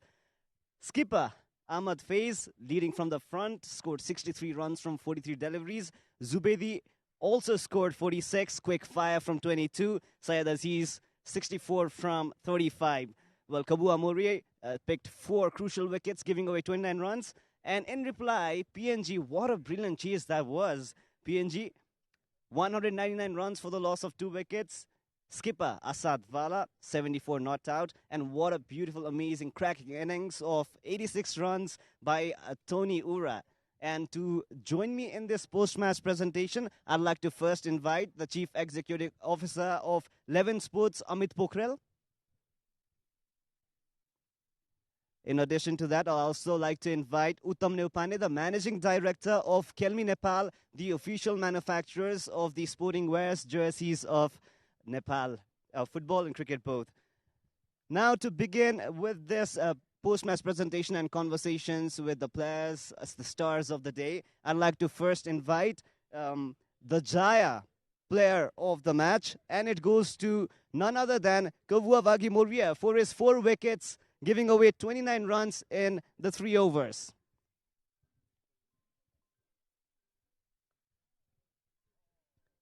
Here he receives the check. The check is of $50 from Jaya, move of the day.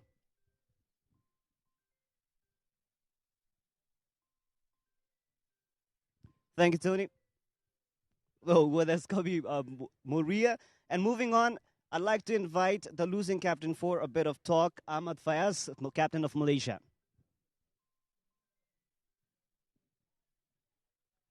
Well, Ahmad, what went wrong out there today? We missed a few opportunities, run out and catch. Obviously, because of that, we couldn't take that opportunity, and they batted well, and they finished early after 17 hours. So, what was the main takeaway from today's match? I would say that we batted well, highest score we ever made for Malaysia. So I think the positive there. Only thing is that we couldn't finish it very well at the fielding side. So I think there's a lot of positive we can take out from this game. And of course, tomorrow is another game. And absolutely, we wanted to win. A big match against the hosts Nepal tomorrow. So what are the areas that you look forward to work on and improve? Of course, as far as you're concerned, that our bowling department still need to improve a little bit. And of course, with the fielding as well. And for sure that we wanted to continue keep the run scoreboard, make sure that the scoreboard keep it ticking and make it bigger tomorrow. So only then it's easier for bowlers to handle the situation. A good performance from yourself too on that half century. Thank you. Yeah, it's been a while, and of course, 1 year there's no tournament, so I think this is the only opportunity for me to to give a good performance for international level. So I guess it's a good move forward for me afterwards. Best wishes for tomorrow's match against Nepal, Ahmad. Do well. Thank you. So that was the captain of Malaysia with us. And now I'd like to invite with me the captain of Papua New Guinea, none other than Asad Vala. What an innings from himself as well. So after the toss, what was the plan? The plan to restrict them not to the score we were chasing, but they batted really well as well. We just the disappointing thing for us has been that bowling, and we have been executing as well as we would have liked, because we have been only working on our 50 over cricket, so a lot of work needs to be done. So really happy that we were able to chase the score down, but a lot of work needs to be done in the bowling department. What was the conversation going on? Because impressive partnerships involving you. We were just we wanted to be intact with the run rate. We don't wanted to be a blowout like 12 or 13 or 14 and over. If we had wickets in hand, we would have the firepower and the chance to express ourselves, which we did. So wickets in hand was the key for us today. So what has been the takeaway of this tournament so far?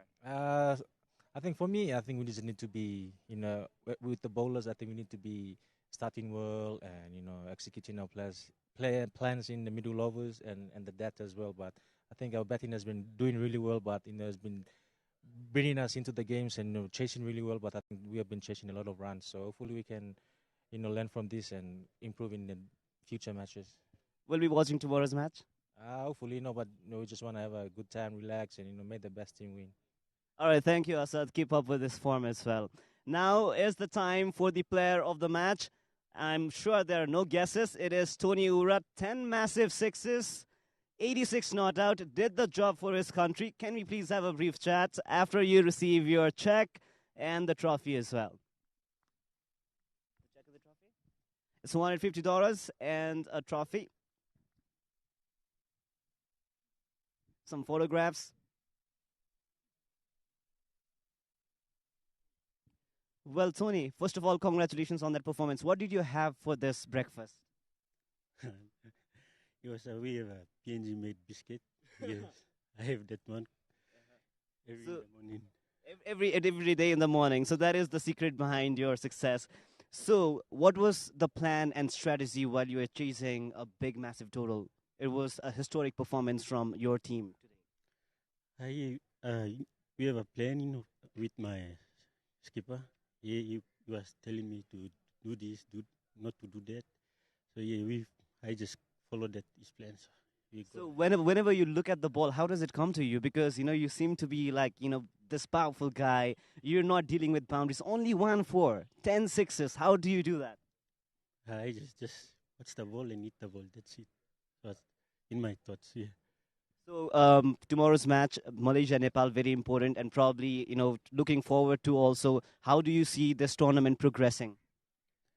I think Nepal is going well, but we hopefully think Nepal going to get this tomorrow, so we're going to go to the final. So That's the that is the spirit. And any message for the crowd? Very few in numbers, but they're still cheering for your success. What's the message for them? It's nothing but thank you very much for the crowd for supporting us. From not against Nepal. Against Nepal, it's only Nepal. So only that's it. All right, thank you, Tony. What a brilliant performance. All those sixes, we'll have to have the replays whenever we want. So that brings us to the end of the post-match presentation party, and we get back to our commentary box.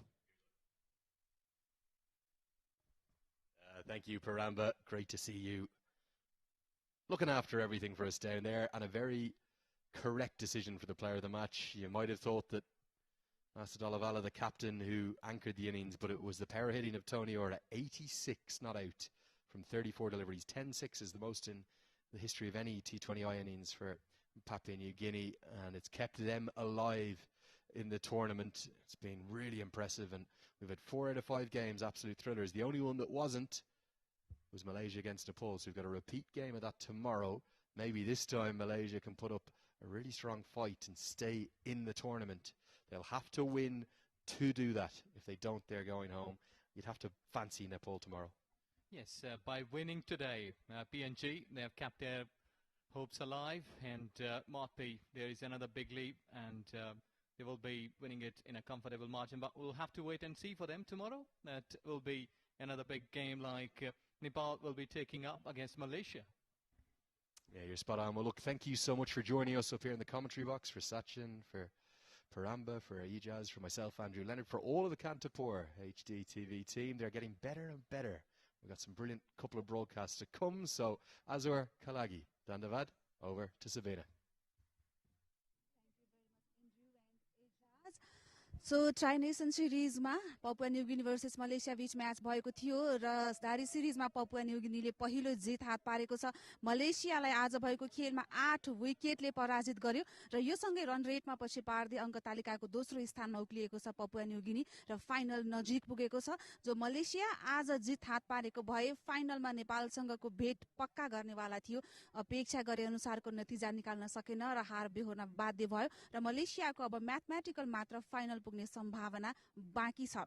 So overall खेल कस्तो रह्यो? 3 खेलपछि Papua न्युगिनीले T20I मा comeback गरेको छ। नेपाल विरुद्धको ODI series जितिसकेपछि हामीसँग हुनुहुन्छ मन्जित श्रेष्ठ, नेपाली राष्ट्रिय क्रिकेट टिमका पूर्व खेलाडी र अहिले domestic team APF Nepal police क्लबका कप्तान मन्जित श्रेष्ठ। स्वागत छ फेरि यहाँलाई। धन्यवाद। यहाँले जुन अनुमान गर्नु भएको थियो इजी नै रन चेज हुन्छ भनेर, कस्तो रह्यो PNG साइडको ब्याटिङ? एकदमै राम्रो भयो हैन। मलेसियाको स्टार्ट राम्रो भएको थियो हैन। फर्स्ट बलमा विकेट ल्याएको थियो तर एक्सिक्युट गर्न सकेन त्यही बलिङ हैन र अपोनेन्ट टिम PNG ले राम्रो एक्सिक्युट गर्यो ब्याटिङमा र इजी चेज गर्यो। PNG को लागि एकदम प्रेसर मस्ट विन म्याच थियो र ओभरको पहिलो बलमा नै जो ओपनर लेगासियाका गोल्डन डक आउट हुन पुग्यो वाकिफको बलमा त्यो विकेट गइसकेपछि जसरी बिल्डअप भयो PNG को जुन पारी त्यो इनिङ्स भनौँ न त्यो कसरी लिनुहुन्छ यहाँले? एकदमै राम्रो प्रोफेसनलिजम तरिकाले खेले हैन। PNG एकदम गेम खेल्दै आइरहेको छ अहिलेसम्म हैन। त्यही आफ्नो एक्सपिरियन्स युज गरेर हैन क्याप्टेन भालाले राम्रो इनिङ लिएर गयो। लास्टमा के अरे पार्टनरशिप राम्रो गर्यो उरासँग। त्यो अनुरूप चाहिँ खेल अनुसार नै खेले। जो 137 को पार्टनरशिप भए मात्र 56 रनमा टोनी उरा र आशाद भाला बीचको र मलेसियन साइड जुन यहाँले सुरुवातमा नै भन्नुभएको थियो स्पिनर्स र फास्ट बलिङ यो पिचमा चाहिँ स्पिनर भन्दा नि बढी फास्ट बलर्सको लागि फेभरेबल छ भनेर वाकिफले को जुन उनको मुख्य बलर हुन् त्यो सुरुवातमै 3 ओभर सकाए हैन। केही चेन्ज हुन सक्थ्यो स्ट्र्याटेजिकली बलिङमा? एकदम चेन्ज हुन सक्थ्यो। किन भन्दाखेरि फर्स्ट ओभरमा विकेट एउटा मेन हाम्रो बलर छ भने हैन, जो मेन बलर छ भने सुरुमै विकेट फर्स्ट ओभरमा विकेट लिएको छ हैन। 10 रन पर ओभर छ हैन। हामीले चाहिँ एक्स्ट्रा अरू बलरहरू लगाएर उसको ओभर चाहिँ लास्टतिर चाहिँ राखेर प्रेसर दिन सक्थ्यौं हामीले हैन। उसको ओभर मलाई जहाँसम्म लाग्यो खल्यो। मलेसियन टिम जुन 1 वर्षपछि इन्टरनेसनल T20I मा फर्किएको लास्ट टाइम यही पिचमा खेलेको थियो र मलेसियाका खेलाडीहरू यहाँको डोमेस्टिक फ्रेन्चाइज लिग खेल्न पनि आइरहेका छन् र यहाँको पिच अब बढी स्पिनर्स को साइडमा हुने गर्थ्यो। त्यो हिसाबले पनि उनीहरू टिम कम्बिनेसनमा केही असफल भयो जस्तो लाग्छ। उनीहरूले पहिलेकै पिच अनुरूप होइन त्यही अनुरूप चाहिँ 2020 चाहिँ अलिकति स्पिनलाई फेभर गर्छ कि भन्ने स्वरूप तरिकाले आएको थियो होला होइन जस्ट अपोजिट भए ब्याटिङ ट्र्याक छ होइन उनीहरूले ब्याटिङ पनि राम्रै गरेको अलिकति बलिङमा चाहिँ फेभर गरेन उनीहरूलाई चाहिँ आशाद भालाको कुरा गरौँ जुन लामो समयदेखि पिएनजीको टिममा छन् पिएनजीलाई फ्रन्टबाट लिड गरिरहेका छन् र यो सिरिजमा त्यति राम्रो T20I मा राम्रो खेल्न सकिरहेका थिएनन् अब पहिलो 50 हानेका छन् होइन उनको जुन सर्ट्सहरू छ त्यो प्रेसरमा पनि विकेट गइसकेपछि पनि आशाद भालाको इन्डिभिजुअल पर्फर्मेन्सबाट कतिको इम्प्रेस हुनुहुन्छ यहाँ पहिला खेली पनि सक्नु भएको छ अर्थात् भाला होइन एउटा एक्सपिरियन्स खेलाडी हो होइन जुन चाहिँ टिममा चाहिँ एक दुईटा एक्सपिरियन्स खेलाडीले धेरै म्याटर गर्छ होइन त्यही अनुरूप भालाले होइन टाइममा चाहिँ आफ्नो इनिङ उहाँको इनिङ हेर्दाखेरि